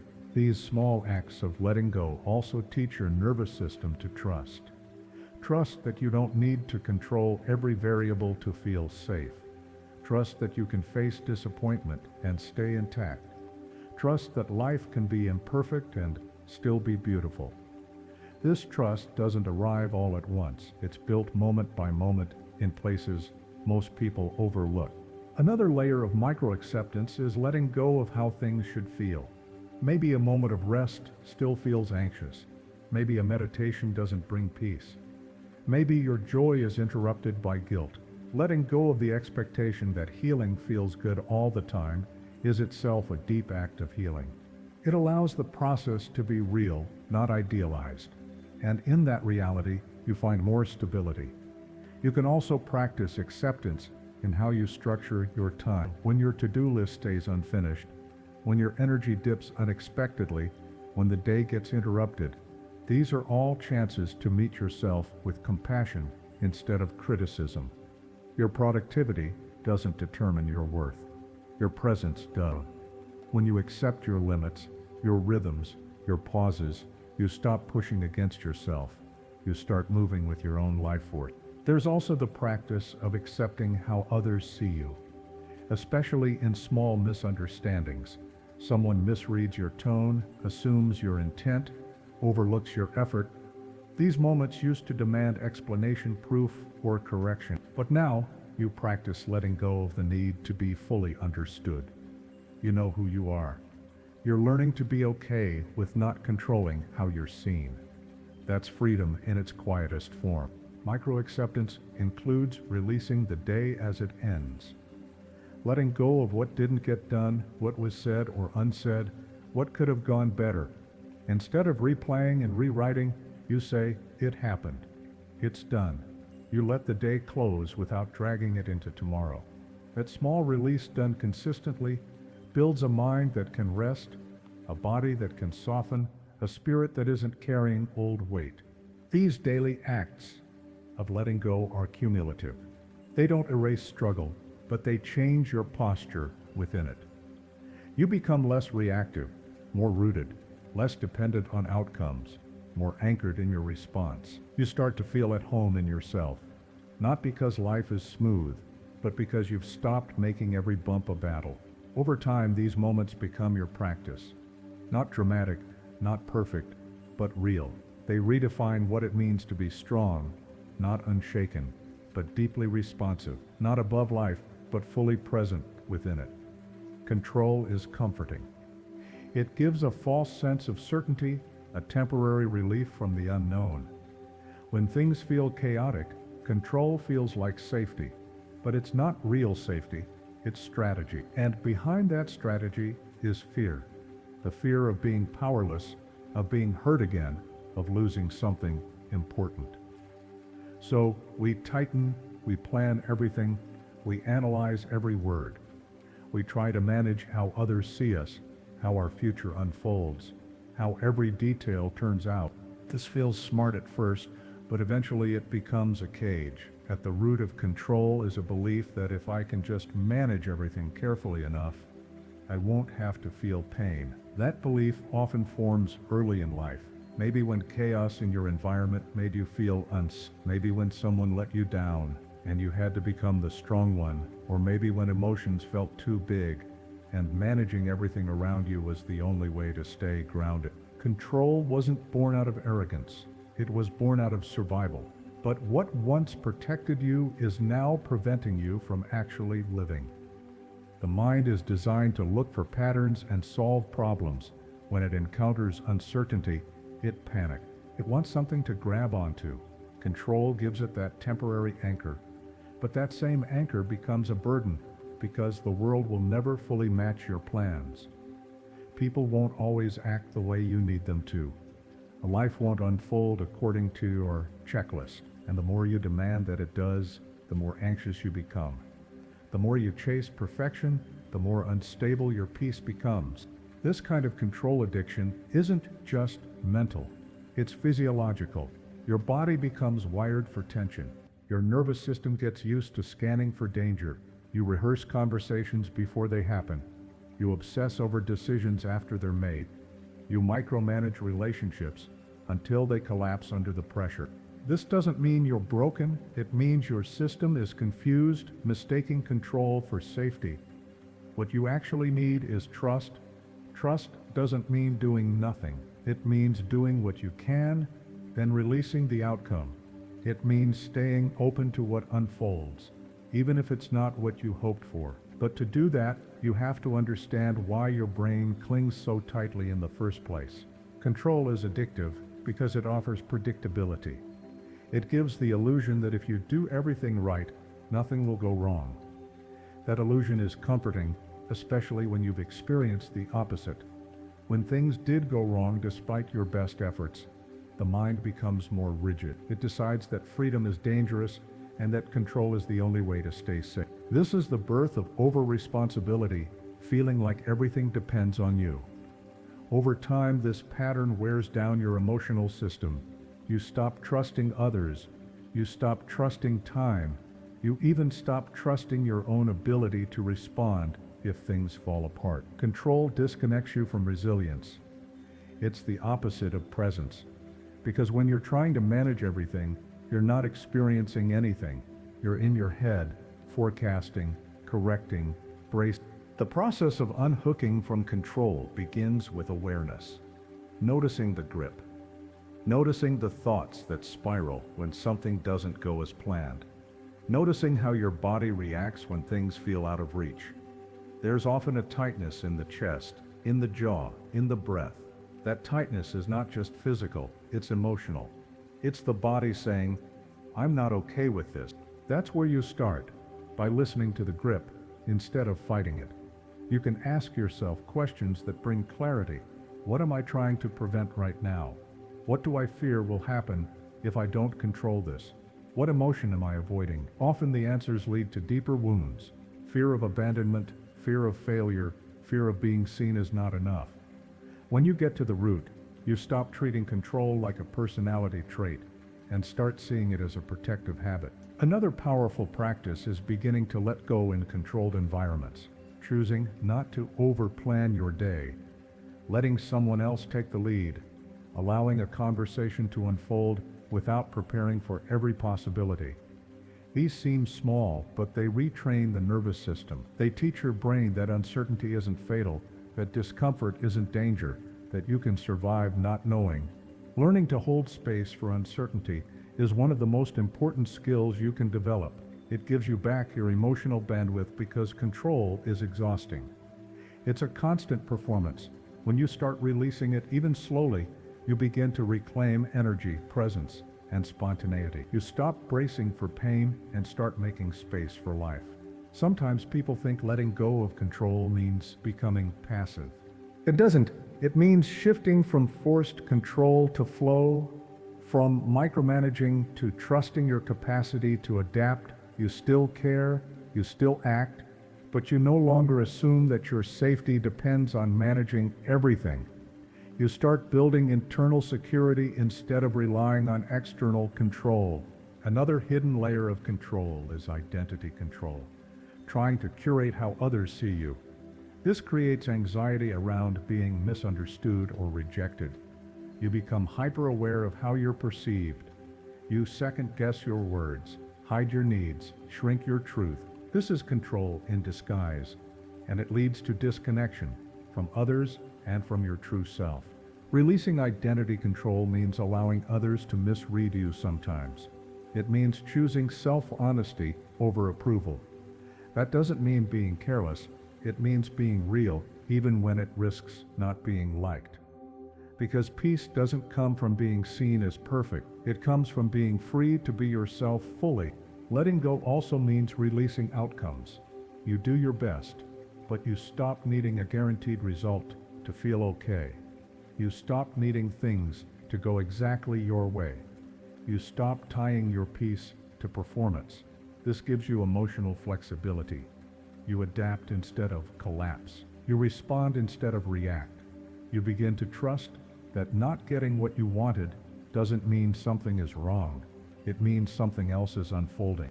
At the heart of all this is surrender, not the kind that gives up, but the kind that opens up. Surrender says, I'll meet life where it is, not just where I want it to be. That kind of openness builds real confidence, because you're no longer scared of being surprised. You're grounded in your ability to stay centered, no matter what arrives. Releasing control doesn't mean life gets easier. It means you stop making resistance your default. You stop trying to bend reality to your preferences. You start moving with it, listening to it, learning from it. And in that shift, you become light, not because everything is perfect, but because you're no longer carrying the pressure to fix it all. This is a long process. Sometimes you'll slip back into control. That's okay. The point isn't to never grip, it's to recognize the grip sooner, to release faster, to trust deeper. Each time you catch yourself and soften, your brain rewires a little more. Your nervous system finds more space. Your life becomes less about defense and more about depth. And slowly, the need to control starts to dissolve. Not because the world changed, but because you did. You stopped needing control to feel safe. You started building safety inside your own present. That's where freedom lives. Not in control, but in clarity. Not in managing life, but in meeting it as it is, as you are. Without the grip, without the war. Just the breath, just the truth, just this moment. And that is enough. The moment you begin to loosen your grip on control, you start to experience life differently. You stop trying to shape every moment to fit your expectations and start noticing what has always been right in front of you. There's a subtle shift, less tension, more noticing, less pushing, more observing. But to truly understand non-resistance, you don't need more theories. You need a mirror, and one of the clearest mirrors for this is the natural world, not through poetry or metaphor, but through the raw, unfiltered way it exists, without judgment, without struggle, without the need to be anything other than what it is. Nature doesn't argue with itself. It doesn't resist change. It doesn't demand fairness. It simply moves in rhythms, in cycles, in response to what is. The river doesn't punish the rock for being in its path. It flows around it. The tree doesn't hate the storm. It bends, it sheds, it regrows. This is not weakness. It's intelligence without resistance, strength without attachment.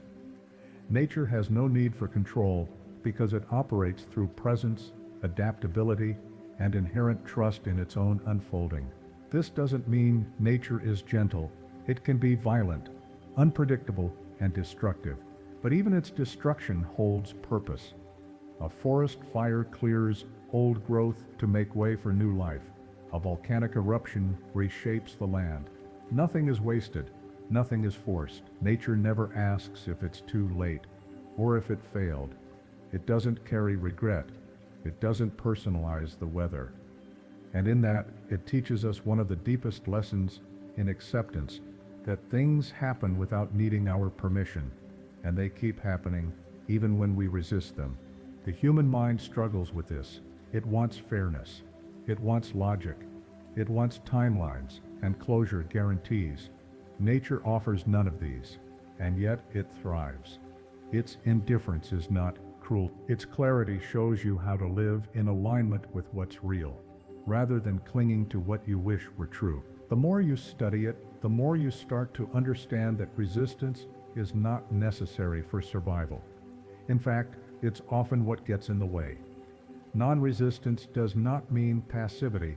It means acting from alignment instead of reactivity. Nature acts constantly, seeds grow, tides shift, ecosystems evolve. But nothing is wasted on blame. Nothing is delayed by shame. You never see a flower rushing to bloom faster because it feels behind. You never see the moon apologizing for being dark. There is movement, but never panic. That steadiness teaches something important. Life does not need your control to move forward. It needs your attention, your awareness, your willingness to participate without trying to dominate. Natural rhythms are not just beautiful. They are deeply instructive. The tide comes in, the tide goes out. There is effort, and then there is rest. There is fullness, and then there is release. These cycles exist in your life too. You are not meant to always be producing, achieving, solving. There is time for expansion and time for contraction, time for clarity and time for confusion. Nature honors each phase without shame. So can you. There is also profound humility in how nature accepts what it cannot change. A tree doesn't fight gravity. A mountain doesn't reject erosion. Even the most solid things slowly shift and reshape over time. When you resist change, you're not protecting yourself. You're separating yourself from the way life naturally works. And that separation creates suffering. It makes you feel like something is wrong just because something is changing. But when you see change as part of the rhythm, not a punishment, everything softens. Nature also teaches patience. Nothing meaningful grows overnight. The strongest roots are the slowest to form. The most lasting change happens beneath the surface. And yet we rush. We want resolution before we fully live the experience. But healing has its own pace. Just like seasons don't skip steps, neither can you. If you're in a winter, let it be winter. The soil is still doing its work, even when nothing blooms. Watching nature helps you reconnect with the intelligence of timing.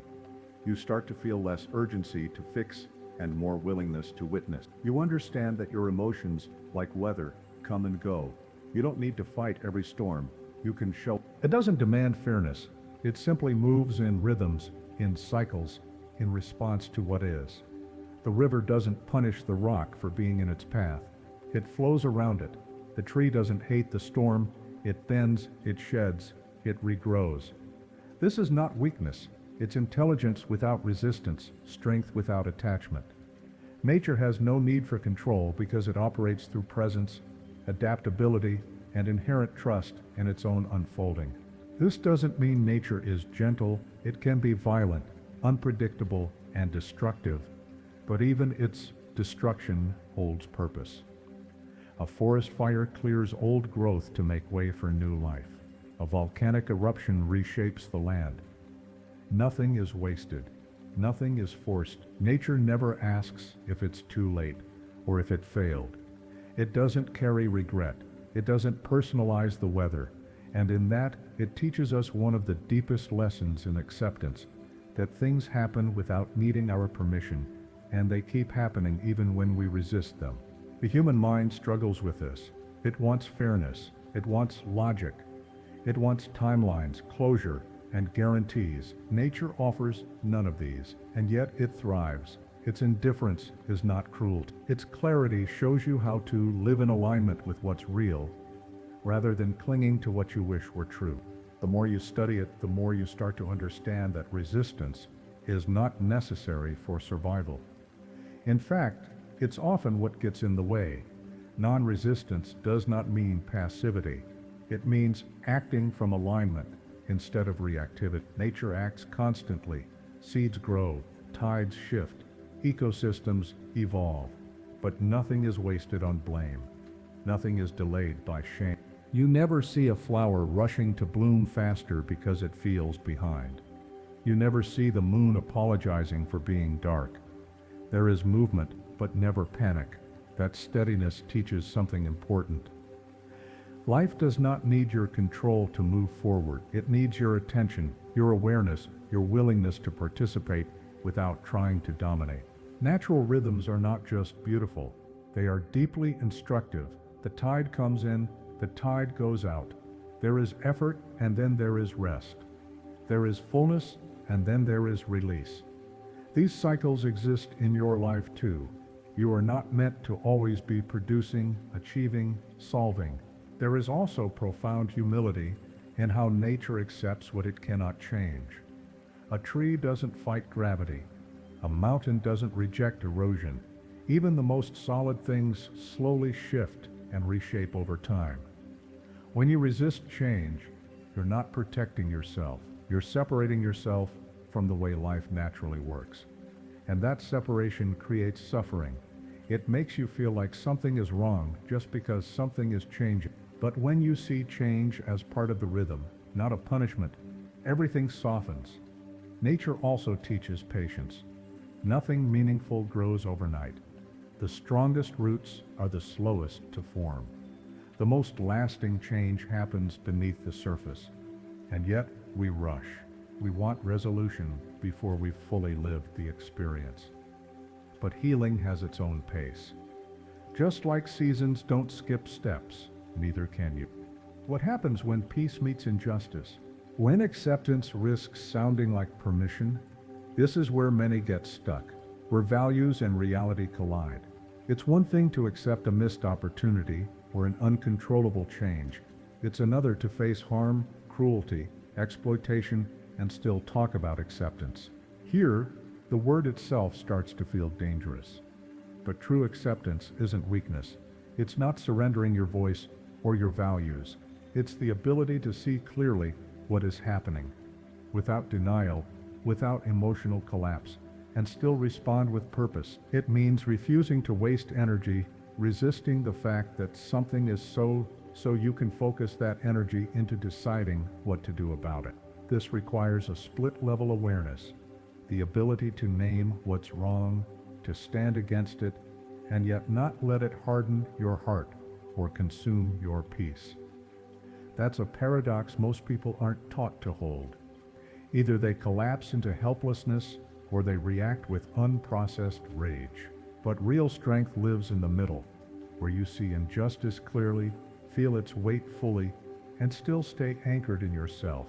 That's the power of accepting without approving. To do this, you must first separate the event from the emotional distortion that often follows. Something wrong happens. You witness cruelty, discrimination, deceit. Your first response might be fury or grief. These feelings are valid, but what often comes next is personalizing the pain, believing the world is doomed, that nothing you do matters, that people are mostly broken.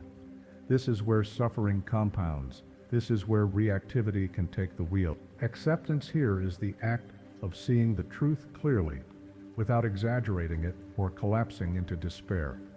Acceptance says, this happened. It should not have, and yet it did.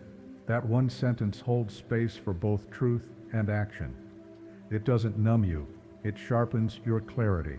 You stop wasting time wishing the world were different and start facing how it actually is so you can engage it with intention, not just outrage. Many people confuse acceptance with approval because they haven't learned to sit with emotional contradiction. You can hate something and still accept that it's real.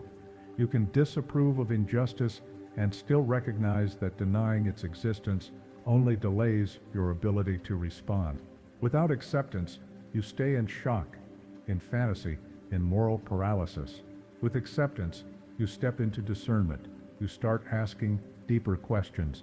What needs to be done? What's in my power? How do I protect my peace while staying engaged? This kind of awareness begins with boundaries, not just external, but internal. When you witness injustice, your nervous system absorbs it. You may feel helpless or enraged. You may want to act immediately, fix everything, say everything, but action without regulation often creates more harm than good. Emotional clarity gives you the space to respond instead of explode. It lets you say no with focus instead of fury. Anger itself is not wrong. It's a natural response to violation. But when it's fueled by unprocessed fear, it becomes reactive, scattered, and often misplaced. Acceptance helps you ground your anger. It lets you feel it fully without being ruled by it. From there, your anger becomes fuel for boundaries, for truth, for change, not for destruction. Accepting injustice doesn't mean staying silent. It means grounding yourself so your voice carries weight. A reactive voice shouts and burns out. A rooted voice speaks with depth and moves others. This doesn't mean you won't tremble. It doesn't mean you won't cry, but your actions won't be driven by panic. They'll be anchored in clarity that makes your resistance sustainable. You also start to realize that injustice exists on many levels. Some of it is systemic, some of it is interpersonal, some of it is internalized. Acceptance helps you see where each thread connects. It allows you to acknowledge the grief that comes with witnessing a world that often fails to honor dignity and fairness without turning that grief into apathy or blame. Apathy is the absence of feeling. Blame is the projection of pain. Acceptance is the presence of both without attachment. This practice also reveals how often your peace depends on trying to control the actions of others. When someone lies, cheats, harms, or takes without care, your peace shatters, not just because of what happened, but because you expected them to be different. Acceptance does not excuse harm. It simply removes the illusion that others are always going to match your standards. It allows you to adjust your expectations without lowering your values. You still speak up, you still hold the line, but you stop expecting people to behave in ways they haven't yet learned. You meet them where they are, not where you hoped they'd. That shift doesn't make you passive, it makes you powerful. You stop wasting energy wishing people were better and start deciding how to protect yourself, how to engage wisely, how to move forward. You start to build a life that honors your integrity without needing the world around you to validate it. Acceptance also softens the edge of moral perfectionism, the belief that unless you solve everything, you've failed. This kind of pressure often leads to burnout. Acceptance reminds you that you're one part of a larger process. Your work, your voice, your boundaries matter, even if they don't fix everything. You stop measuring impact by results and start measuring it by alignment. Am I living in line with my values? Am I responding with care, with strength, with clarity? That becomes the compass. Injustice often triggers deep feelings of powerlessness. Acceptance helps you separate what's yours to carry from what isn't. You're allowed to care deeply and still not be able to fix it all. You're allowed to rest. You're allowed to heal while the world is still broken. This is not abandonment, it's wisdom. A regulated person can do more for justice than a reactive one who burns out and disappears. Taking care of yourself is not selfish, it's strategic. When you begin to hold this paradox of loving a world that disappoints you, you become someone who resists from a grounded place. You're no longer reacting just to feel better. You're responding because it's what integrity calls for. You don't need to prove your goodness through outrage. This trust also gives you the capacity to see nuance. Not every situation is black and white. Not every person is a villain or a victim. Acceptance helps you sit in the gray, not to excuse harm, but to understand it. From understanding, you create deeper solutions. From understanding, you become more effective, more thoughtful, more consistent in how you engage. That's how movements grow, not just through volume, but through vision. Not just through passion, but through presence. Acceptance gives you both. It removes the false comfort of denial and the draining grip of helplessness. It places you back in your body, in your truth, in your agency. Peace and resistance are not opposites. They are partners. One sustains the other. Without peace, resistance burns out. Without resistance, peace becomes complacency. You need both the fire and the stillness, the protest and the pause, the voice that says, "This is not okay," and the breath that says, "I can still be okay even while I face it." This is the paradox of accepting without approving. It's difficult. It requires inner work, emotional honesty, and spiritual depth. But it's also freeing, because once you understand that peace isn't found in a perfect world, but in how you meet an imperfect one, you stop waiting to feel whole. You start becoming it. One clear breath, one strong no, one anchored truth at a time. And that is how you stay human, even when the world forgets to be. Standing for what's right while staying grounded in peace is a rare balance. It asks you to hold complexity without collapsing into reaction, to see the world's mess without letting it harden you. But the truth is, your ability to meet injustice with clarity and compassion starts with how you meet yourself, because the conflict out there often mirrors the conflict within. When you're at war with your own pain, your own history, your own unwanted traits, the world becomes another battlefield. Acceptance must then turn inward, not only to the parts you're proud of, but to the parts you hide, the ones you judge, the ones you push away. This is the work of shadow integration. The shadow is everything about yourself that you've disowned, the traits you don't want to admit, the thoughts you deny having, the feelings you label as wrong. It's not evil, it's unaccepted. It's the fear you hide under competence, the anger buried beneath politeness, the envy that lives under fake encouragement. These parts don't go away just because you pretend. They're not there. They show up indirectly in projections, defensiveness, and the patterns you can't seem to break. They speak through sabotage, silence, and overreaction. And the more you avoid them, the more power they hold. Accepting your shadow isn't about indulging it. It's about understanding it. Every disowned part of you once served a purpose. Maybe you were punished for showing emotion, so you learned to stay distant. Maybe you were ridiculed for expressing anger, so you shoved it down. Maybe you grew up being told you had to be the good one, the strong one, the quiet one, so the rest of you got exiled, not because it was bad, but because it wasn't safe. Shadow work begins by becoming aware of these parts, not just intellectually, but emotionally. It's one thing know you avoid confrontation. It's another to feel the fear underneath it, the memory of being shamed, the belief that love will disappear if you speak up. The story that says your value comes from being easy, agreeable, nice. These aren't flaws, they're protections. They helped you survive, but now they're limiting you. One of the most powerful tools in shadow integration is projection awareness. When someone irritates you, not mildly but intensely, that reaction often points to something unresolved in you. Maybe it's a trait you've rejected in yourself. Maybe it's an unmet need. When you feel the urge to judge someone harshly, pause. Ask, what part of me feels threatened right now? What am I seeing in them that I haven't allowed myself to be? This isn't about blaming yourself for others' behavior. It's about taking back your energy. The shadow also holds your unlived potential, not just your pain, but your power. Traits like confidence, sensuality, ambition, assertiveness. If you were taught those made you selfish, arrogant, or unworthy of love, you may have buried them. But they don't disappear. They wait. Owning your shadow means reclaiming these capacities, saying, I am allowed to want. I am allowed to take up space. I am allowed to have boundaries. This doesn't make me bad.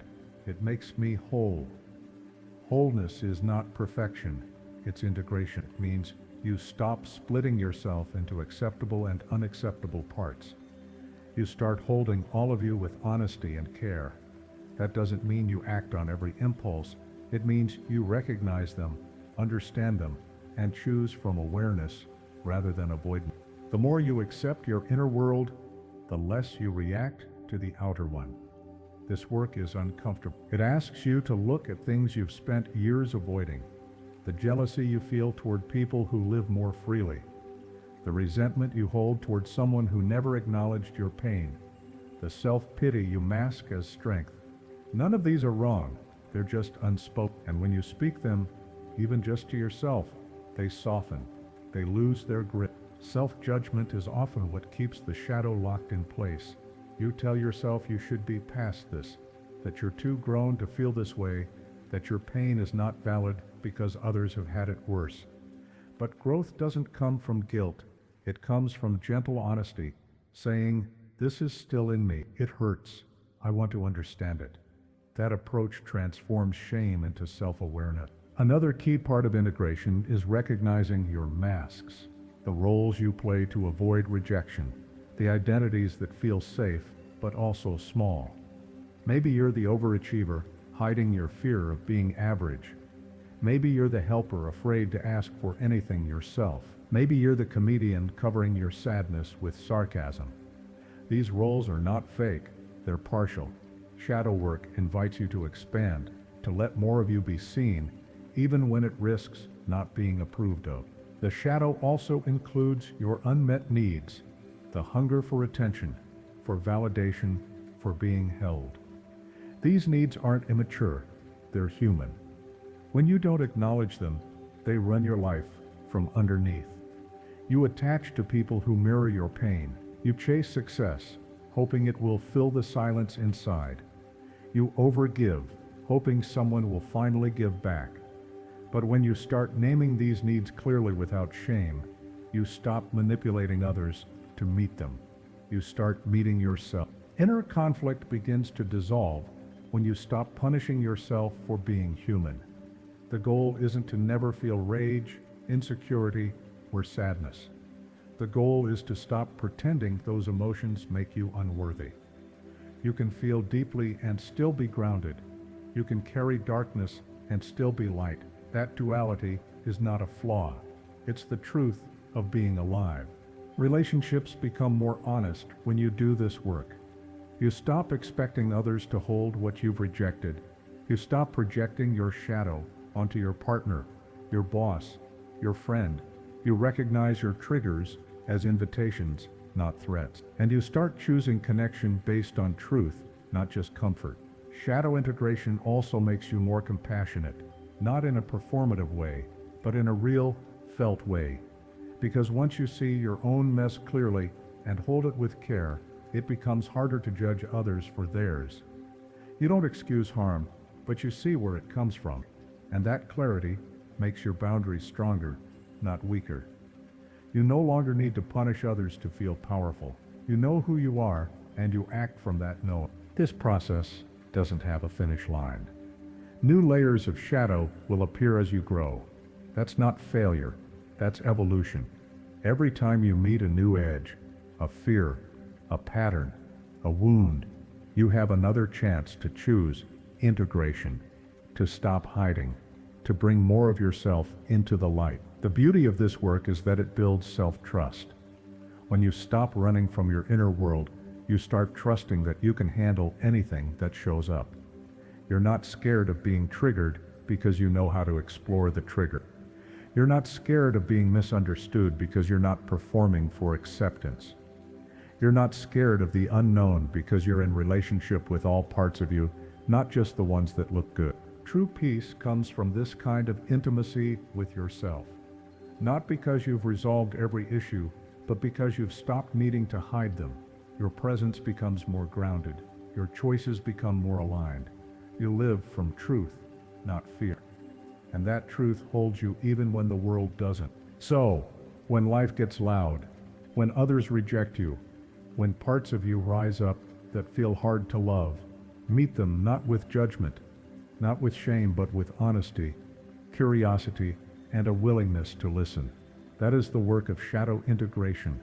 That is what makes you whole, not polished, not perfect, just real, just here, just human. The moment you stop hiding from your own shadow, something shifts. You feel more real, more grounded. You're no longer wasting energy pretending. You're no longer at war with yourself. But after facing what's been buried inside, there's another layer of truth that quietly waits to be accepted. Your limits, the parts of life you can't stretch, outrun, or bend into something else. These aren't flaws, they're the shape of your life. And how you meet them determines what kind of life you build. Most people try to escape limits. They treat them like cages, something to push against, always needing more time, more freedom, more possibility. But endless options don't always lead to more fulfillment. They often create confusion, anxiety, and indecision. Limits, when seen clearly, don't shrink your life. They shape it. They give it definition, edges, and focus. They tell you what truly matters. You might believe that joy comes from doing everything, but depth doesn't come from quantity. It comes from attention, from choosing where you want to invest your energy. Constraints help you do that. They remove the noise and bring clarity.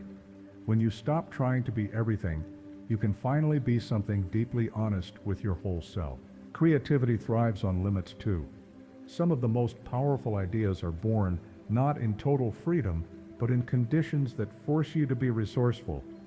When you're limited in time, space, or tools, your brain works differently. It searches more deeply. It experiments. It adapts. That tension becomes a doorway to discovery.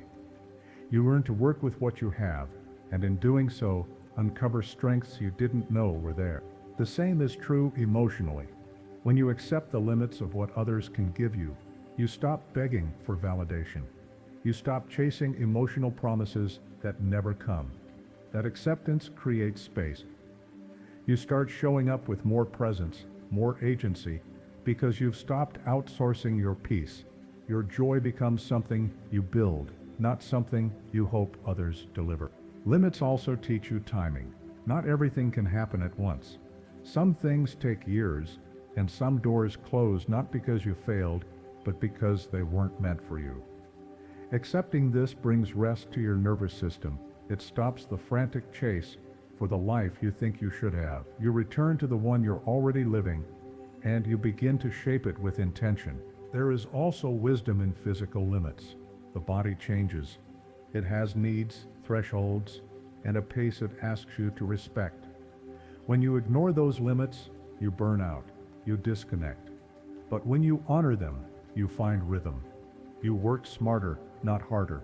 You learn to pause before collapse. That isn't weakness, it's awareness. Even emotional capacity has its limits. You can't hold everything for everyone. You can't solve what isn't yours. When you finally accept this, boundaries become easier. You say no without guilt. You rest without justifying it. You stop measuring your worth by how much you carry. You start protecting your energy as a sacred resource, because it is. Time is one of the clearest constraints we all share. You can't stretch it. You can't hoard it. All you can do is decide how to use it. And when you stop fighting that reality, your priorities sharpen. You begin to focus less on what looks impressive and more on what feels aligned. You stop saying yes to every demand, you let go of obligations rooted in fear, and you start living more on purpose. There's also something deeply grounding about realizing you don't have to master everything. You don't need to be good at every role, every task, every skill. Letting go of that pressure opens you to collaboration, to learning, to asking for help. This builds connection. It softens perfectionism. It reminds you that your value isn't in how much you do, but in how honestly you do it. Limitations also help you recognize enoughness. When you're always reaching for more success, more approval, more progress, you never arrive. But when you accept that not everything is yours to chase, you begin to see what's already here. Gratitude becomes clearer, peace becomes accessible. You're not waiting to feel worthy. You already are. Even loss, which can feel like the harshest form of limitation, carries a lesson. It strips away illusion. It shows you what can't be forced. It brings you face to face with impermanence. And in that space, you learn to love more fiercely, to speak more clearly, to live more presently. The limit becomes a teacher, not one you asked for, but one that offers depth you couldn't have found on your own. Purpose also becomes more defined when you accept your limits. You stop scattering your energy across every possible path. You choose, you commit, and that commitment doesn't shrink your freedom.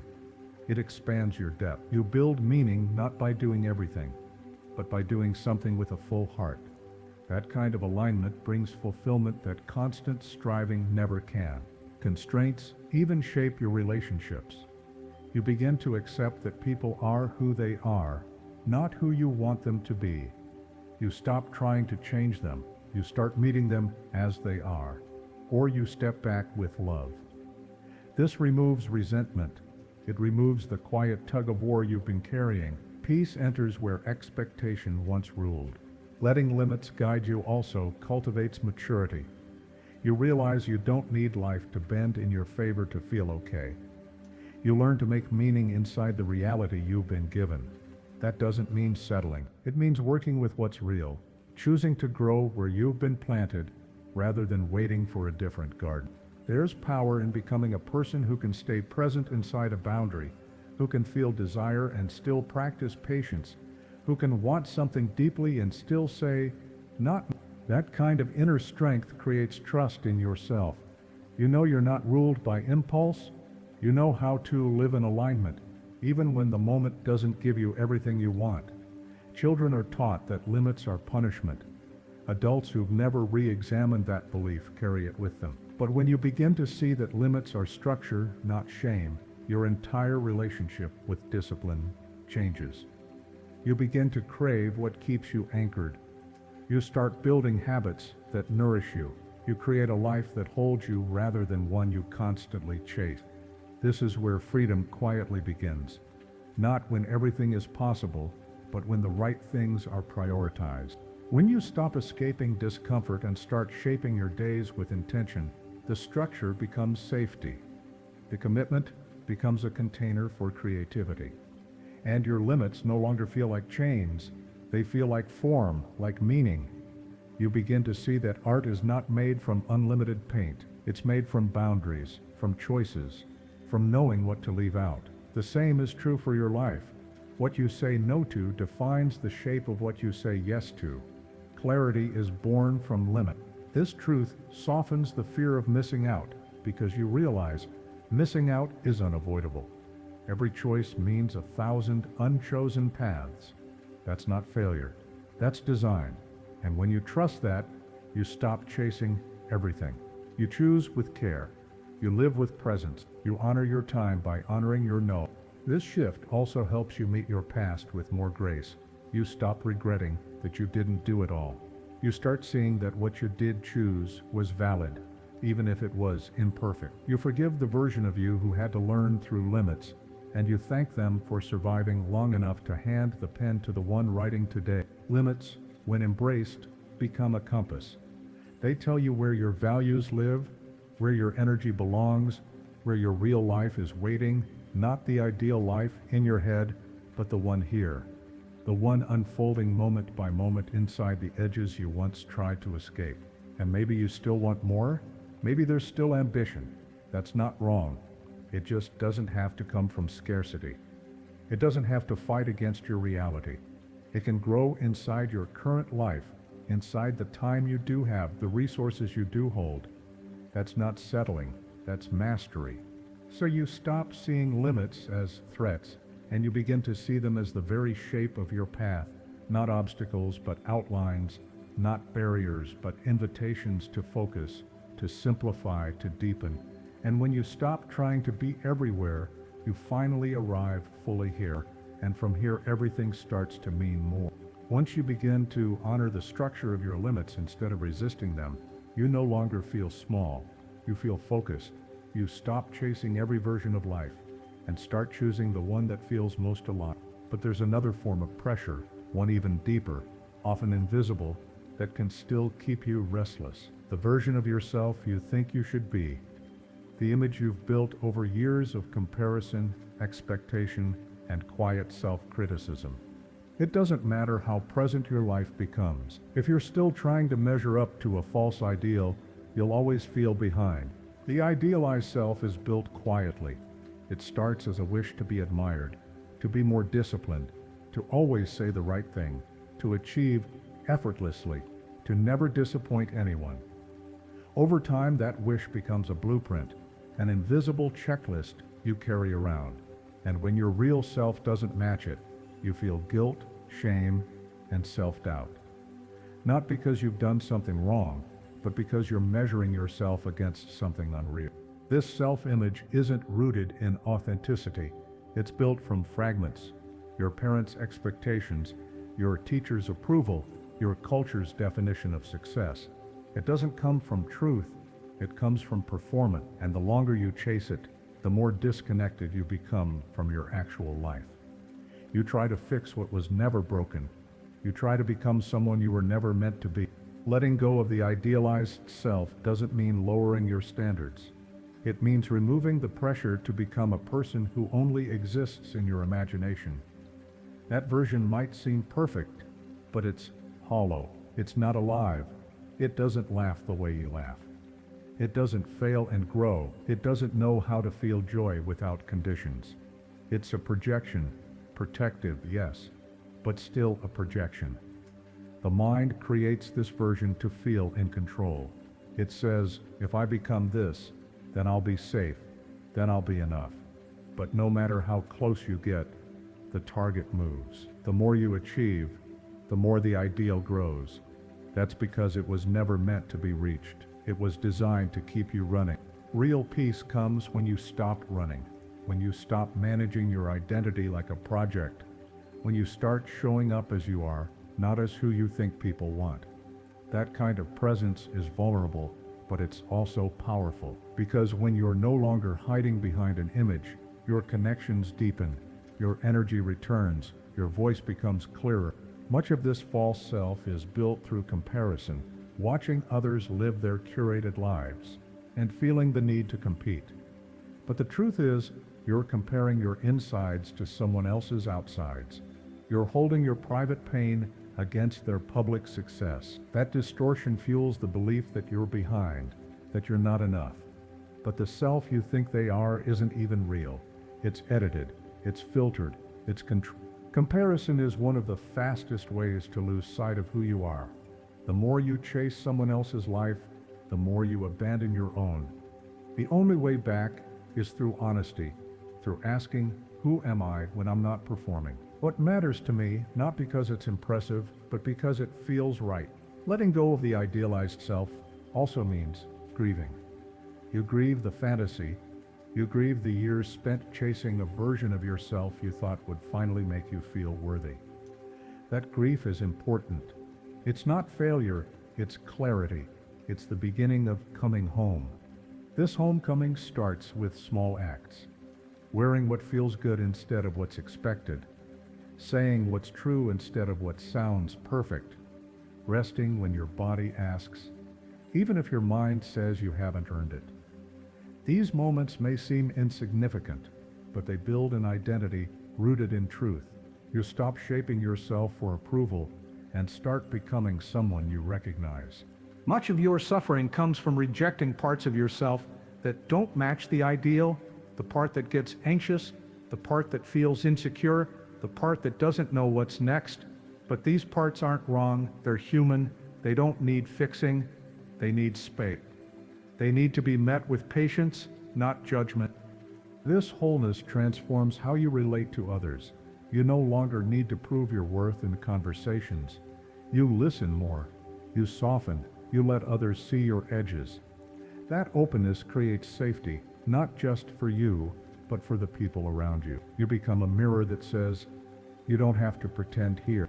The more you release the pressure to become your idealized self, the more you realize how much time you've spent managing impressions, planning the right response, curating the right moment, saying yes when you wanted to say no. These habits run deep, but they unravel through awareness, through noticing when you start slipping into performance, through gently coming back to presence. This presence allows your goals to shift. You stop chasing validation and start creating from purpose. You no longer need to be the best. You just want to be real. That authenticity brings peace. It simplifies decisions. It guides your path without needing to prove anything. There's also a kind of joy that returns when you stop trying to be someone else. A quiet joy, not the combined loud kind that needs to be posted. The kind that happens when you laugh without rehearsing it, when you speak without editing, when you choose something just because it makes sense to you. That joy is the gift of belonging to yourself. Letting go of the idealized self also helps you face failure differently. You no longer see it as proof that you're broken. You see it as a step, a message, a redirection. You stop attaching your identity to outcomes. You start holding your worth steady, even when things don't go as planned. This steadiness is what you've been seeking all along. Not approval, not perfection, just the feeling of being anchored in yourself, of knowing that who you are beneath the layers is enough, that nothing needs to be added for your presence to matter. When you reach that place, you stop waiting for the world to validate you. You start showing up because it feels good to be here, not to impress, not to win, just to live, to feel, to love, to offer what's yours to give without apology. And slowly, that false self you built, the one who always had the answers, the one who never felt afraid, starts to fade. That kind of inner strength creates trust in yourself. You know you're not ruled by impulse. You know how to live in alignment, even when the moment doesn't give you everything you want. Children are taught that limits are punishment. Adults who've never questioned that belief carry it with them. But when you begin to see that limits are structure, not shame, your entire relationship with discipline shifts. You begin to crave what keeps you anchored. You start building habits that nourish you. You create a life that holds you rather than one you're always chasing. This is where freedom quietly begins. Not when everything is possible, but when the right things are prioritized. When you stop escaping discomfort and start shaping your days with intention, structure becomes safety. The commitment becomes a container for creativity. And your limits no longer feel like chains. They feel like form, like meaning. You begin to see that art isn't made from unlimited paint. It's made from boundaries, from choices, from knowing what to leave out. The same is true for your life. What you say no to defines the shape of what you say yes to. Clarity is born from limit. This truth softens the fear of missing out because you realize missing out is unavoidable. Every choice means 1,000 unchosen paths. That's not failure, that's design. And when you trust that, you stop chasing everything. You choose with care. You live with presence. You honor your time by honoring your no. This shift also helps you meet your past with more grace. You stop regretting that you didn't do it all. You start seeing that what you did choose was valid, even if it was imperfect. You forgive the version of you who had to learn through limits, and you thank them for surviving long enough to hand the pen to the one writing today. Limits, when embraced, become a compass. They tell you where your values live, where your energy belongs, where your real life is waiting, not the ideal life in your head, but the one here, the one unfolding moment by moment inside the edges you once tried to escape. And maybe you still want more. Maybe there's still ambition. That's not wrong. It just doesn't have to come from scarcity. It doesn't have to fight against your reality. It can grow inside your current life, inside the time you do have, the resources you do hold. That's not settling. That's mastery. So you stop seeing limits as threats and begin to see them as the very shape of your path. Not obstacles, but outlines, not barriers, but invitations to focus, to simplify, to deepen. And when you stop trying to be everywhere, you finally arrive fully here. And from here, everything starts to mean more. Once you begin to honor the structure of your limits, instead of resisting them, you no longer feel small. You feel focused. You stop chasing every version of life and start choosing the one that feels most aligned. But there's another form of pressure, one even deeper, often invisible, that can still keep you restless. The version of yourself you think you should be, the image you've built over years of comparison, expectation, and quiet self-criticism. It doesn't matter how present your life becomes. If you're still trying to measure up to a false ideal, you'll always feel behind. The idealized self is built quietly. It starts as a wish to be admired, to be more disciplined, to always say the right thing, to achieve effortlessly, to never disappoint anyone. Over time, that wish becomes a blueprint, an invisible checklist you carry around. And when your real self doesn't match it, you feel guilt, shame, and self-doubt. Not because you've done something wrong, but because you're measuring yourself against something unreal. This self-image isn't rooted in authenticity. It's built from fragments: your parents' expectations, your teacher's approval, your culture's definition of success. It doesn't come from truth, it comes from performance. And the longer you chase it, the more disconnected you become from your actual life. You try to fix what was never broken. You try to become someone you were never meant to be. Real peace comes when you stop running, when you stop managing your identity like a project, when you start showing up as you are, not as who you think people want. That kind of presence is vulnerable, but it's also powerful, because when you're no longer hiding behind an image, your connections deepen, your energy returns, your voice becomes clearer. It makes the future feel fragile. One way to respond is to shift from outcome-based living to presence-based living. Instead of measuring your day by what you accomplished, you begin to notice how you showed up. Did you breathe through discomfort? Did you listen to what your body needed? Did you say no when you needed to rest? These moments create a new form of success, not measured by productivity, but by alignment. Rest becomes a form of wisdom. In a world that equates worth with doing, choosing to rest can feel like failure. But when you're living with limited energy, rest becomes strategy. It's how you recover, how you avoid setbacks, how you preserve capacity for joy. Accepting your need for rest isn't weakness, it's intelligence, it's self-respect. Mindfulness practices often help, but only when they're done with compassion, not pressure. You're not trying to meditate your way out of pain. You're trying to bring awareness to the pain without being consumed by it. This subtle shift allows you to coexist with discomfort rather than resist it with tension. Your breath becomes a resource, not to fix anything, but to stay with it, to stay with yourself. Community can also bring relief, not just from friends and family, but from others who live with chronic conditions. Hearing someone say "me too" softens the isolation. It reminds you that you're not alone in navigating a body that doesn't always cooperate. In those connections, you may find new language, new coping tools, even new hope. Creativity becomes another tool for expression. Writing, art, movement, sound. These are ways of translating experience when words fall short. They allow you to make meaning out of what feels meaningless. They turn struggle into story, pain into poetry. You stop being just a patient and become a creator again, someone who shapes their experience instead of being shaped by it. Chronic pain also rewires your understanding of strength. You learn that strength is not loud, it's not always visible. Sometimes it looks like canceling plans. Sometimes it sounds like asking for help. Sometimes it feels like doing nothing when the world demands more. This version of strength is slower, quieter, but deeper.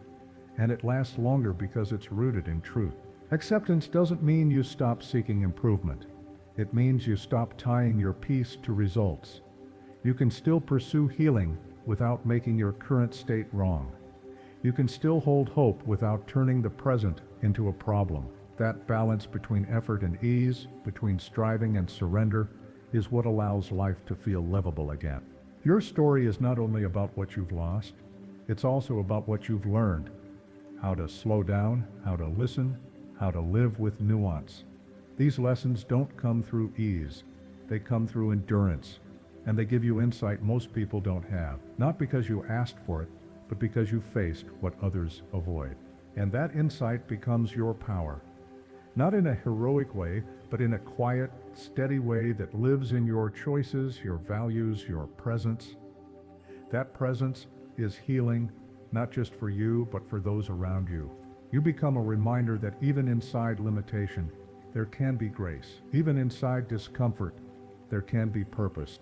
This is not the life you planned. But it is still a life, and it still matters. The way you show up for it, the way you meet each moment without needing it to be different, that's agency, that's strength, that's even when pain persists. You don't have to become a symbol. You just have to be you as you are, right here. And the more you honor that, the more whole you feel in a body that's healing slowly, or not at all, because acceptance isn't about fixing everything. It's about finally realizing that you were never broken. Accepting the reality of a body in pain reshapes what strength means. It invites presence over pressure, honesty over perfection, and a softer kind of power that can exist even within limits. And once you start living from that deeper truth that no longer fights reality but responds to it, you begin to see how ancient that wisdom really is. Long before psychology gave words to surrender, long before medicine explored the body-mind connection, humanity looked to myth to understand suffering, limitation, and letting go. In those stories, buried in symbolism and ritual, are the same truths still asking to be remembered. Myths were never meant to entertain. They were created to explain the parts of life that can't be controlled: death, loss, sacrifice, change. They offer symbols instead of strategies, images instead of instructions. And in those symbols lie teachings that can't always be spoken directly. They are truths you feel before you understand them. One of the deepest lessons in these myths is the reminder that surrender is not the end of strength, it's the beginning of it. One of the clearest examples is the myth of Sisyphus, a man condemned to push a boulder up a hill only for it to roll back down every time. At first glance, it looks like pure punishment, eternal futility. But if you look deeper, Sisyphus becomes a mirror. He represents the part of us that keeps trying to overcome what can't be defeated, the part that resists reality so hard that it becomes trapped in repetition. Some interpretations suggest that true freedom for Sisyphus doesn't come from escaping the boulder. It's from changing how he meets it, from seeing the act not as suffering but as sacred, as his path The moment he stops expecting a different outcome is when his mind becomes free. In this way, the myth doesn't say stop trying. It says stop expecting the result to define your worth. Keep pushing, not because it will free you from pain, but because you've learned how to meet pain with presence. That shift transforms suffering from punishment into purpose, and it reflects one of the deepest truths about surrender. You can't change the mountain, but you can change how you climb it. Another myth that teaches surrender through wisdom is the story of Odin, the Norse god who willingly hangs himself from the world tree, Yggdrasil. For 9 nights, he gives up his comfort, his certainty, even his sight to gain insight. He doesn't fight for power. He surrenders everything to gain knowledge. And what he finds is not control, but understanding. He learns the runic symbols that reveal the unseen patterns of the world.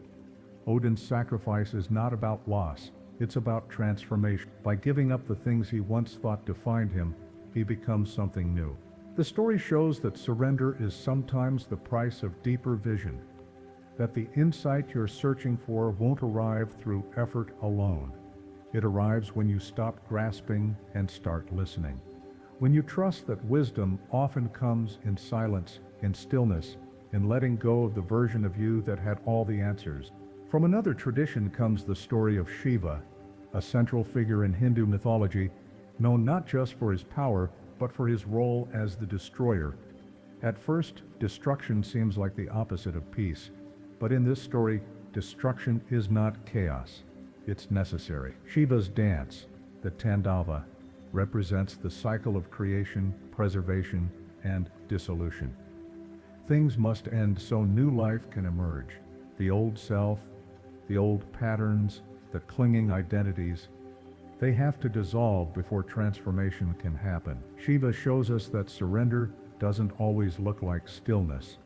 Sometimes it looks like fire, like letting go of attachments that are no longer true, like allowing your world to change even when it scares you. His mythology doesn't say destroy to escape, it says destroy to evolve. And that message is especially powerful for anyone who has clung too tightly to a version of life that no longer fits. These myths point toward a similar truth. Surrender is a path, not a single moment. That giving up control is not giving up life. It's returning to the part of you that's been here all along, watching the part that can sit in the unknown and still feel rooted. These stories last because they speak to what doesn't change. The grief, the fear, the uncertainty, and how humans have always tried to meet it with courage, ritual, and meaning.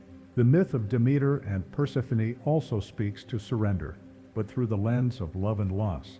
When Persephone is taken to the underworld, Demeter, the goddess of harvest, falls into grief so deep that the earth stops growing. Her pain is real. Her reaction is raw. But over time, a new balance is struck. Persephone lives part of the year in the underworld and part above. The seasons are born from this cycle. The myth teaches that even the most unbearable loss can be folded into the rhythm of life. That surrender is not forgetting. It's making space for what has changed and continuing to live anyway. In this way, myth offers emotional maps. They don't fix pain, but they give it meaning. They show you that what you're feeling isn't new, that other, through time, culture, and belief, have walked this path. 2, that your surrender is not weakness. It's ancient, it's wise, and it's part of the human story. There's also a reason myth rarely show perfect characters. Their heroes fail, their gods rage. Their journeys include loss, betrayal, and fear. Because myth understands something many modern narratives forget. Transformation doesn't require perfection. It requires presence, and presence requires surrender. Not to the fantasy of how things should be, but to the truth of how things are. Many of these stories also include a descent into the underworld, into madness, into isolation. But the descent isn't the end. It's the turning point, the moment when all the strategies stop working and something deeper awakens. That's what surrender often feels like losing your grip, like falling. But what the myth reminds you is that every fall contains the seed of return. Not a return to who you were, but to something wiser, fuller. Even in the myth of Icarus, whose wings melted from flying too close to the sun, there's a lesson in restraint. Not to stop dreaming, but to honor limits. Not to reject your wings, but to know when the flight becomes a chase. Surrender in this story is not the warning to stop rising. It's the reminder to rise with wisdom, to balance your fire with humility, to accept that even the sky has its thresholds. Surrender is not silence. It's the pause before clarity, the breath before the next right step. And mythology captures that pause. It doesn't rush you through it. It invites you to stay there longer, to let it work on you. You don't have to interpret myths literally to feel their truth. They live in your bones, in your dreams, in the moments when logic fails and you need something more symbolic to hold on to. They show that your pain is not a personal flaw. It's part of a larger process, and that process, when accepted, reveals something deeper than comfort. It reveals connection to time, to those who came before you, to parts of yourself that don't speak in words, but still know. Myths teach through metaphor what you may not be ready to admit out loud, that life will hurt, that endings will come, that control will slip, and that there's still meaning on the other side of all of it. Surrender is rarely a choice made once, it's made again and again. Each time you meet something you can't fix, each time you lose something you loved, each time the future you planned no longer exists. Myths remind you that you're not the first to face that moment, and you won't be the last. But you can choose how to walk through it, not with certainty, but with courage. In that courage, something new is born. Not control, not predictability, but present. And presence is what the stories always return to. The one who descends returns. The one who loses finds meaning. The one who lets go gains something they didn't know they were searching for. This is the quiet wisdom of myth, and it's still speaking, not from the past, but from within you. Right now, the wisdom found in mythology teaches that surrender is not the absence of strength, but its most sacred form. Myths remind us that pain, failure, and change are not flaws in the story. They are the story.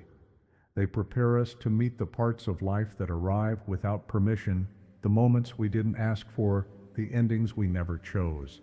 Because for all the ways we try to build, grow, and control, some things still slip from our hands. A door closes, a chapter ends. A person leaves, and we're left holding questions no one can answer. These are the moments that demand a different kind of acceptance, the kind that begins only after everything else has fallen away. Involuntary endings come in many forms. The job that ended too soon, the relationship that unraveled, the dream that collapsed without warning. These losses create a particular kind of grief that feels unfinished. There's no preparation, no closure, no ceremony, just the sudden absence of something you were still building your life around. And when that happens, the mind races for an explanation. Why did this happen? What did I do wrong? Could I have stopped it? But those questions rarely lead to peace. They lead to loops. They keep you spinning in a story that no longer exists.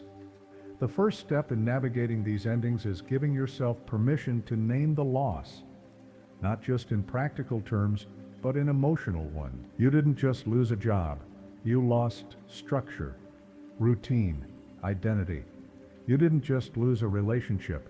You lost shared dreams, mutual language, a sense of belonging. You didn't just lose a plan. You lost the version of yourself who believed in that plan. Naming these secondary losses matters. It validates the invisible grief.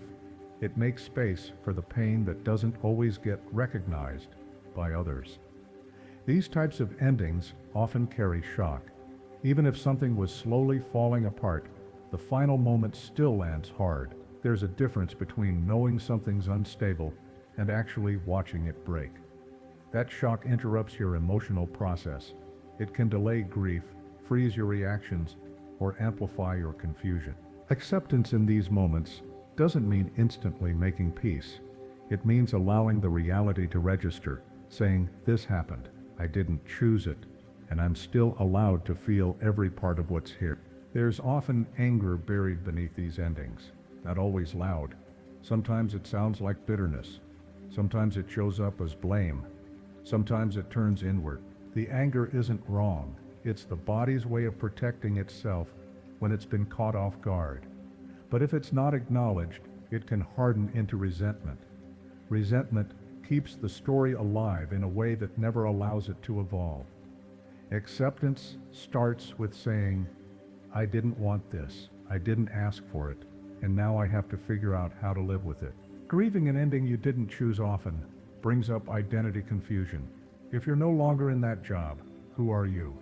If that relationship is gone, what happens to all the parts of you that existed inside it? Endings break structure, and while they create space, that space can feel terrifying. The mind wants to fill it with immediate answers. But the most honest thing you can do is sit in the in-between and say, I don't know who I am now. I don't know what comes next. That pause is not failure, it's a bridge, and crossing it requires patience. One of the traps of unwanted endings is the urge to rewrite them, to try and make sense of why they happened by imagining different outcomes. But the more you rewrite the past, the longer it takes to step into the present. Acceptance doesn't mean you understand everything. It means you stop arguing with what can't be changed. You stop waiting for a different ending and start deciding how to live with the one you have. That decision doesn't happen all at once. It happens through small choices. Getting out of bed even when your world feels unfamiliar. Saying no to the temptation to numb. Letting someone witness your grief without trying to make it pretty. These moments are not dramatic, but they're powerful. They are the building blocks of a new kind of life, not built on certainty, but on truth. Part of accepting an ending is grieving the future it took with it. The plans you made, the milestones you were waiting for, the versions of yourself you were hoping to become. Those dreams were real, and their loss deserves your attention. Skipping this step leaves a shadow, but moving through it brings clarity. Because once you've grieved the future you lost, you can begin to shape the one that still remains. When a door closes without warning, there's often a deep pull to find a new one as fast as possible. You may feel pressure to bounce back, to pivot, to prove you're okay, but healing doesn't happen through speed. It happens through presence. If you don't pause, you risk rebuilding your life from reaction rather than intention. You risk choosing what soothes your fear instead of what supports your growth. That pause teaches you to listen differently. You start noticing the difference between what's familiar and what's actually right for you. Endings have a way of stripping everything down to the essentials. What used to feel urgent begins to feel less important. What once defined you no longer. And in that space, you begin to discover something else. Not the person you used to be, and not the one you were trying to become, but the one who is here now. The one who knows how to sit with the truth and still choose to move forward. This forward motion doesn't mean rushing. It means creating a new relationship with time. You start seeing that just because something ended doesn't mean it was a waste. Some seasons are short. Some relationships are incomplete. Some dreams weren't meant to stretch across decades. Meaning doesn't only come from longevity, it comes from presence, from impact, from what it revealed about you. You may also begin to notice that this ending has changed how you see others. You become more sensitive to what's unspoken, more aware of how many people are walking around with grief tucked behind their smiles. This doesn't make you fragile. It makes you compassionate, and that compassion creates connection. Because now, when someone else faces an unexpected ending, you won't offer empty advice. You'll offer space. And that space is often the most healing gift there is. Letting go of something you didn't want to lose takes time, not just to feel the grief, but to rebuild trust in yourself, in the world, in whatever comes next. That trust is not blind. It's not naive. It's slow, earned, layered. It says, I've been through loss and I'm still here. I may not be the same, but I am still whole. I may be changed, but I am not broken. As that trust returns, so does your creativity. Not necessarily in artistic form, though sometimes it does, but in the way you think, in the way you make decisions, in the way you dream again. The ending didn't erase your imagination. As you accept mortality, you also come to terms with the limits of control. You realize that despite all your efforts, you cannot shield yourself from the inevitable. This recognition doesn't make you powerless. It makes you present. It teaches you to participate in life rather than fight against it. You begin to make peace with uncertainty and understand that it is what gives life its meaning. It's in the impermanence of all things that we find their true. The pressure to be significant diminishes when you accept that your legacy is not about grand achievements or recognition. It's about the small, everyday moments, how you showed up for the people you love, how you gave of yourself, and how you loved without hesitation. Life is about the connections we make and the way we live in each moment, not the impact we hope to leave behind. Death calls you to be alive now. It reminds you that waiting for the perfect moment means losing all the moments that really matter. Once you acknowledge that life is finite, you start living with urgency, but not urgency born of fear. Rather, it's the urgency of living in alignment with what you value, of showing up fully in the here and now, and of giving what you have without waiting for tomorrow. In embracing mortality, you also develop a deeper sense of empathy.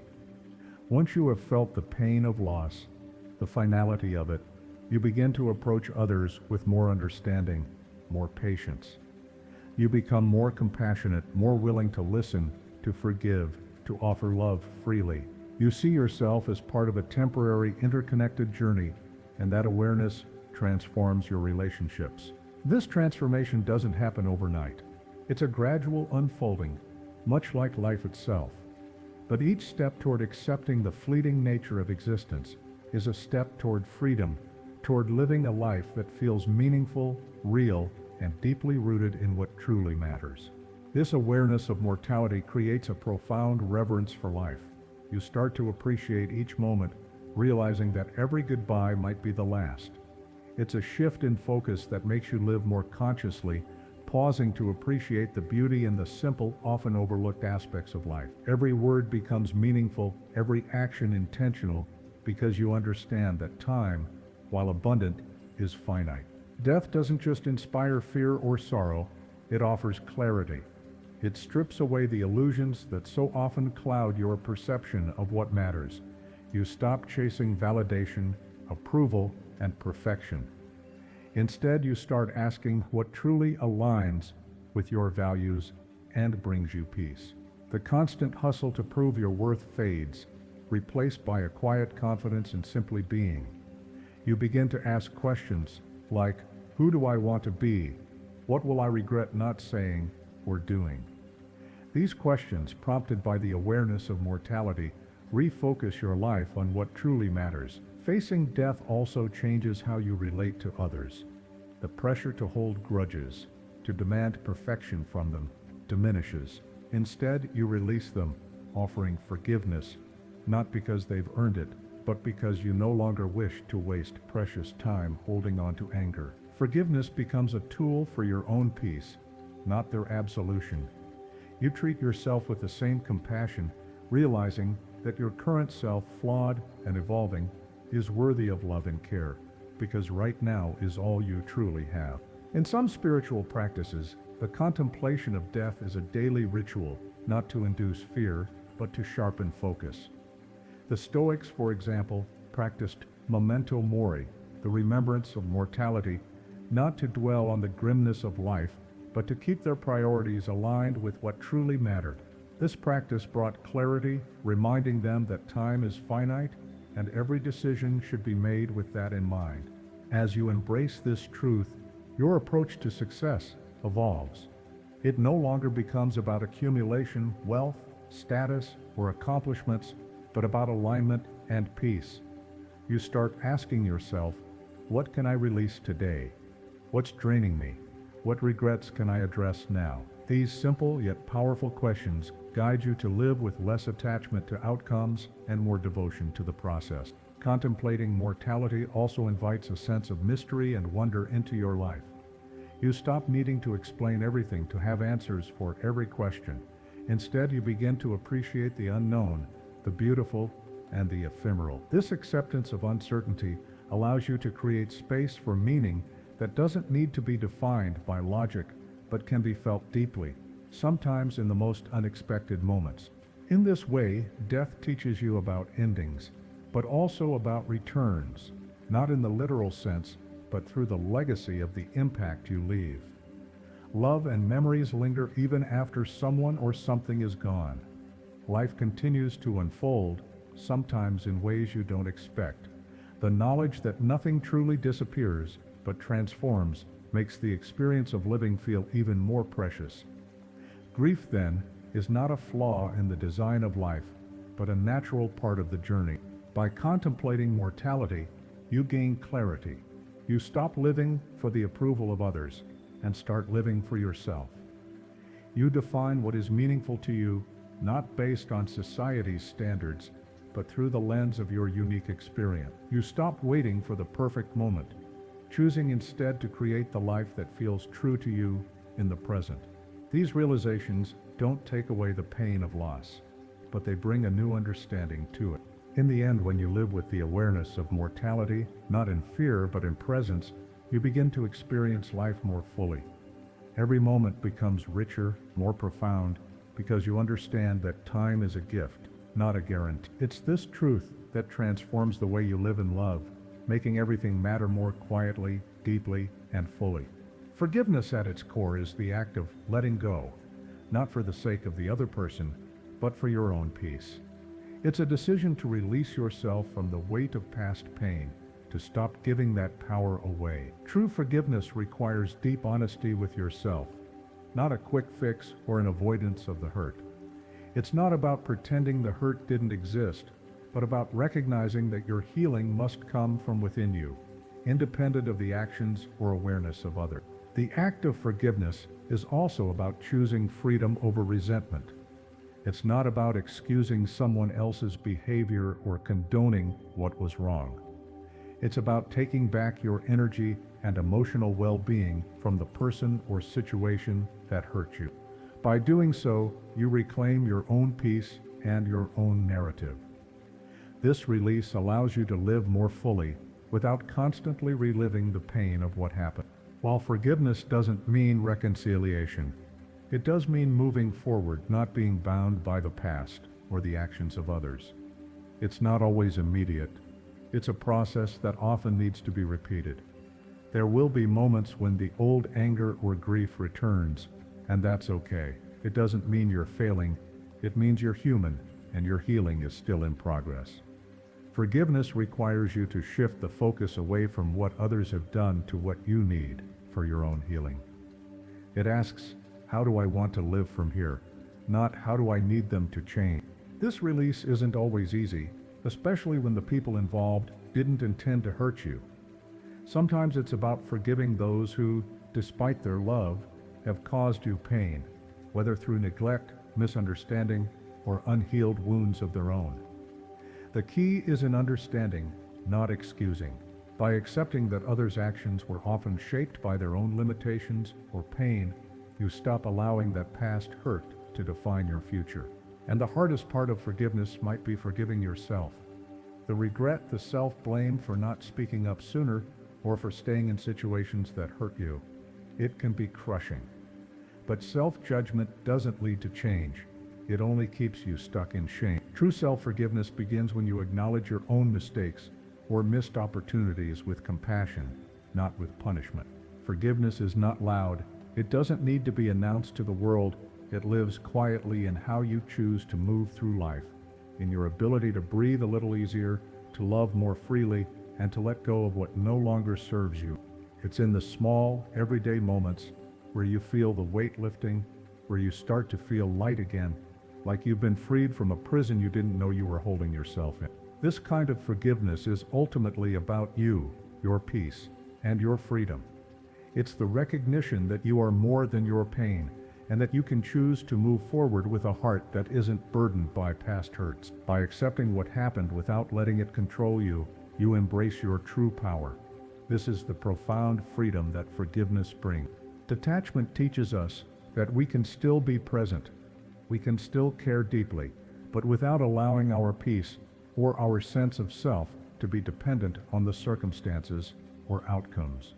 It encourages us to fully engage with life, yet not let it define us or consume us. This kind of detachment requires maturity and awareness. It's the ability to experience emotions, to love, to act, but to do so with an understanding that everything, including ourselves, is in constant motion and change. When we practice detachment, we learn to allow life to unfold without forcing it. We can experience loss without becoming the loss, pain without letting it overwhelm us, and change without fear. It's about setting boundaries, not just with others, but also with ourselves. We acknowledge our emotions and experiences without letting them dictate our identity or our response to the world. This kind of detachment also teaches us the wisdom of acceptance, accepting that we cannot control everything, that not everything is in our hands. It's a humbling realization that we don't own outcomes or people, and we don't get to dictate the course of events. But instead of seeing this as a limitation, we learn to see it as a form of freedom. When we stop gripping, we stop creating unnecessary tension and suffering in our lives. We allow space for everything to flow as it is meant to, without the need for control. True detachment doesn't mean withdrawing or becoming indifferent. It means staying connected to the world without clinging to it. It's not about shutting off our emotions, but learning how to feel without being controlled by them. It's about being deeply involved in life while maintaining an inner peace, a steady core that is not easily shaken by external circumstances.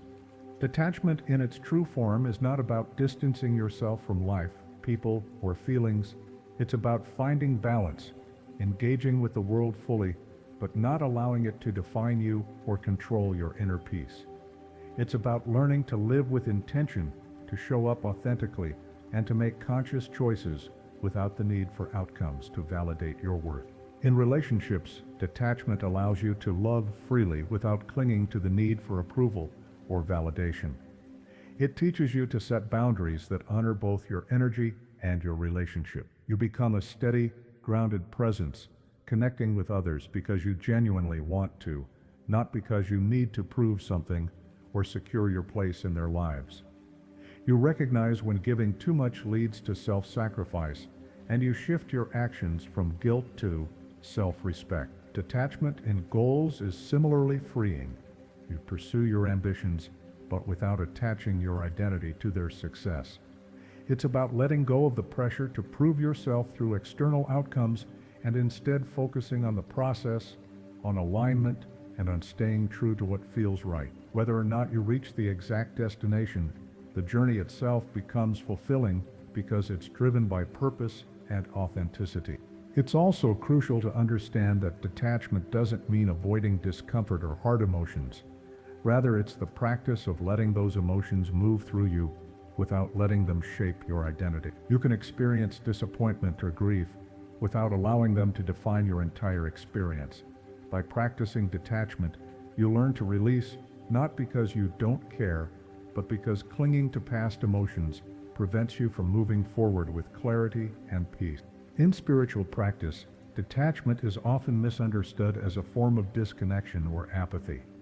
But true spiritual detachment is about being deeply connected to life, while maintaining an inner peace that is not swayed by external circumstances. It's about observing the world without becoming consumed by it, understanding that you can feel, experience, and engage fully without losing yourself in the process. By embracing detachment, you give yourself the gift of freedom.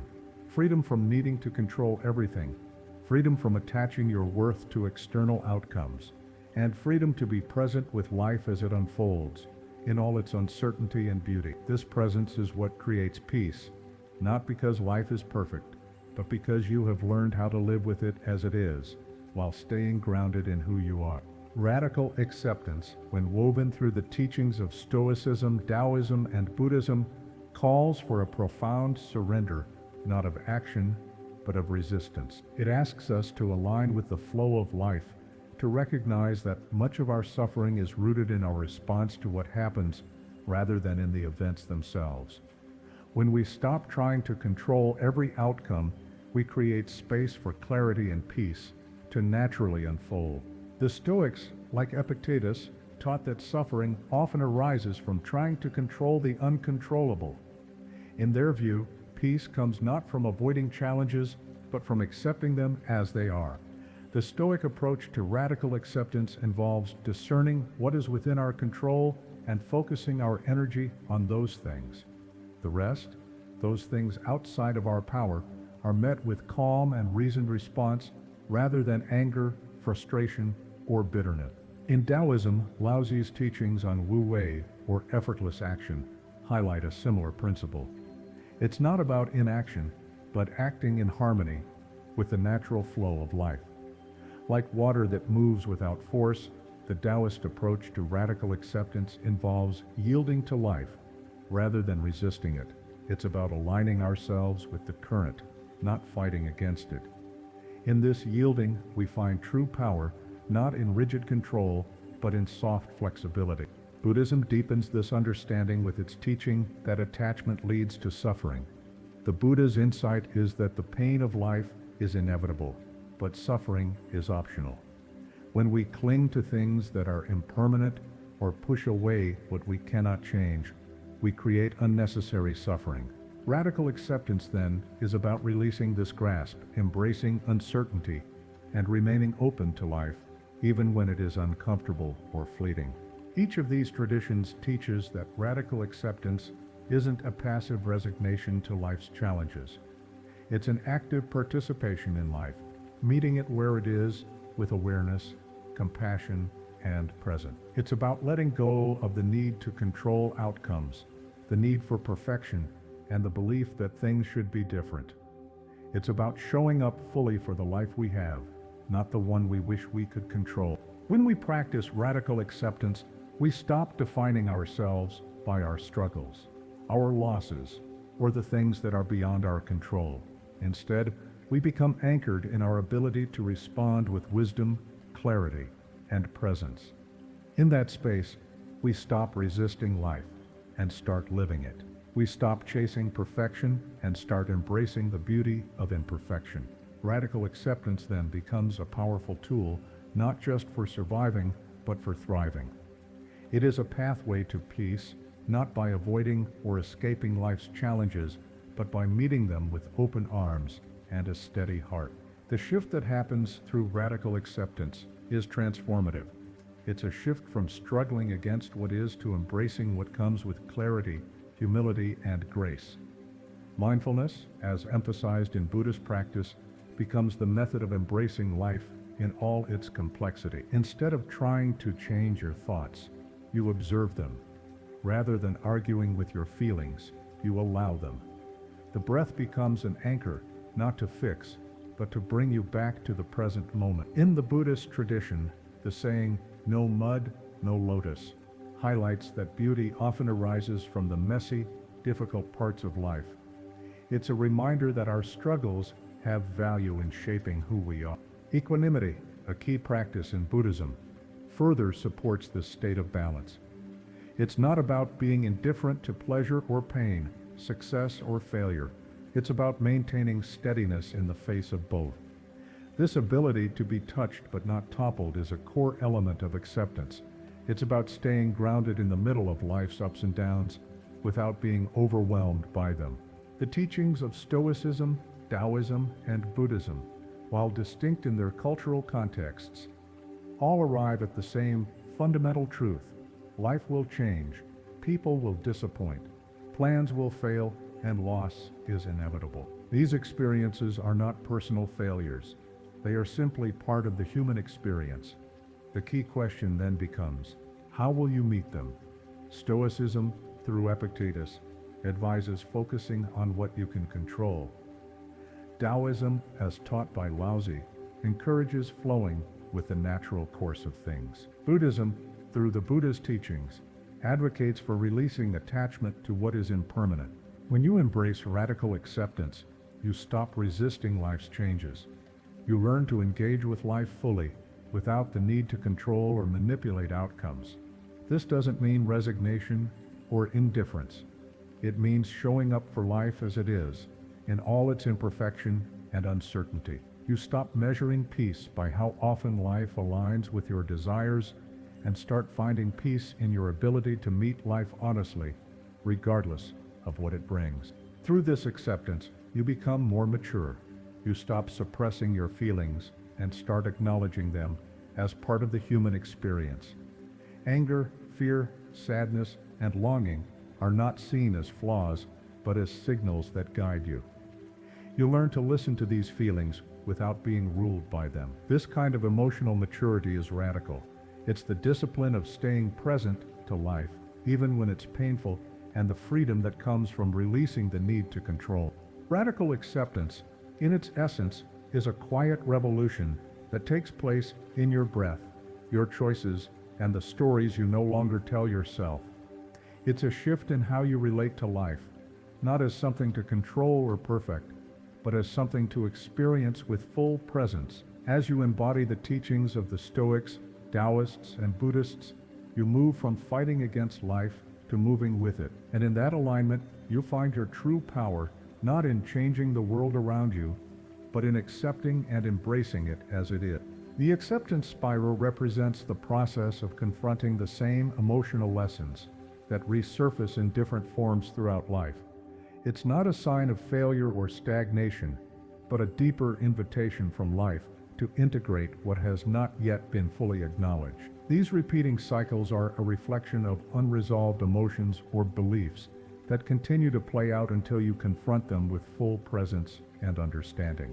The spiral can often feel like encountering the same emotional wounds in different relationships or situations.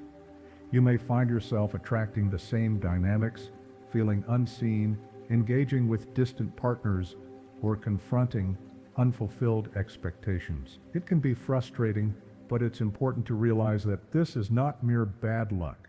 It's your subconscious mind working through unresolved emotion. These patterns are not about consciously choosing to repeat them, but about seeking resolution, asking you to meet the pattern with a new level of awareness and respect. In these cycles, discomfort is a sign of growth, not a setback. It's a signal that you are being invited to heal on a deeper level. You are not returning to where you started. You are spiraling inward or upward, gaining clarity and moving toward integration. Each time the pattern arises, it brings with it an opportunity for emotional surrender, the act of letting go of control and embracing the truth of the lesson it offers. The key to breaking the cycle lies in changing your relationship to the lesson. Instead of fighting against the situation, blaming others, or escaping into distractions, you must meet it with honesty. The external circumstances are only the surface-level challenge. The real work is in recognizing how your inner world responds to these experiences. It may be about boundaries, self-worth, or at its core, it's about emotional surrender, not resignation, but a willingness to accept and feel what is happening without trying to control it. Where many people get stuck is in trying to change the external circumstances while avoiding the inner work. They may leave a job only to encounter the same frustrations in a new one. They might end a relationship, but end up repeating the same emotional patterns with a new partner. The scenery changes, but the emotional foundation remains the same. The key to breaking the cycle lies in fully experiencing the emotion at the heart of the pattern, acknowledging it, feeling it, and letting it move through you. When you do this, the need for the pattern dissolves, and you can move forward with greater clarity and freedom. The acceptance spiral challenges you to face your ongoing growth, even when you feel you've already learned the lesson. It calls for humility, asking you to replace the ego-driven belief of, "I should be past this by now," with a mindset of curiosity. What is this still trying to teach me? This shift in mindset is a gateway to transformation, one that isn't just surface level but deeply rooted, changing the way your nervous system, your habits, and your self-concept respond to life's challenges. Each time the spiral presents itself, it brings with it a gift, but only if you're willing to look beyond the frustration and shame of feeling stuck. Sometimes the gift is clarity, sometimes strength, and sometimes it's a deeper connection to yourself. This is only accessible when you stop resisting the pattern and start approaching yourself with compassion rather than criticism. That is when the cycle begins to break. Life doesn't repeat itself just to watch you suffer. It does so because healing isn't intellectual, it's experiential. You can't just know about a wound, you have to feel it to release it. The acceptance spiral invites you to meet the pattern in your body, breath, and behavior. It requires you to make different choices when you're triggered, rather than simply recognizing the pattern. That is the work, the evolution. Sometimes this process doesn't look graceful. It might involve crying over something from the past, saying no to things that terrify you, or sitting in silence rather than explaining yourself. These moments of choosing differently, though uncomfortable, are how the spiral begins to loosen. Not because life has gotten easier, but because your presence has grown stronger. Your nervous system learns in layers. Each time the same situation arises, it offers you the opportunity to respond from a deeper place, calmer, more embodied, and more rooted in your current self. In rewriting your response, you free yourself from the need to repeat the pattern. Letting go isn't always emotional, sometimes it's behavioral. It's about recognizing that outdated habits, people-pleasing, over-explaining, emotional suppression, are what keep the cycle going. Letting go means choosing new behaviors that better align with who you are now, rather than staying tied to the habits that defined you when the pattern first began. Making these new choices often feels unsafe because your body is familiar with the cycle. Stepping out of it means discomfort and uncertainty, but it also means freedom. This freedom isn't loud or flashy, it's quiet, like peace, like breath, like no longer needing to rehearse the pain. Sometimes, breaking the cycle requires letting go of certain people or stopping the defense of parts of yourself that still feel the need to prove something. The moment you choose to stop doing what you've always done, whether it's your actions, your emotional responses, or your relationships, is the moment the spiral starts to unravel, offering you the freedom to rewrite your narrative. This is a beautiful and profound reflection on the acceptance spiral and the journey of inner growth.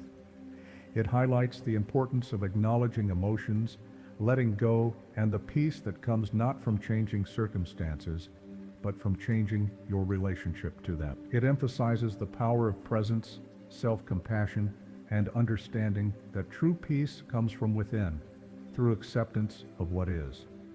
The key takeaway is that growth doesn't happen through quick fixes, but through small, intentional choices made over time.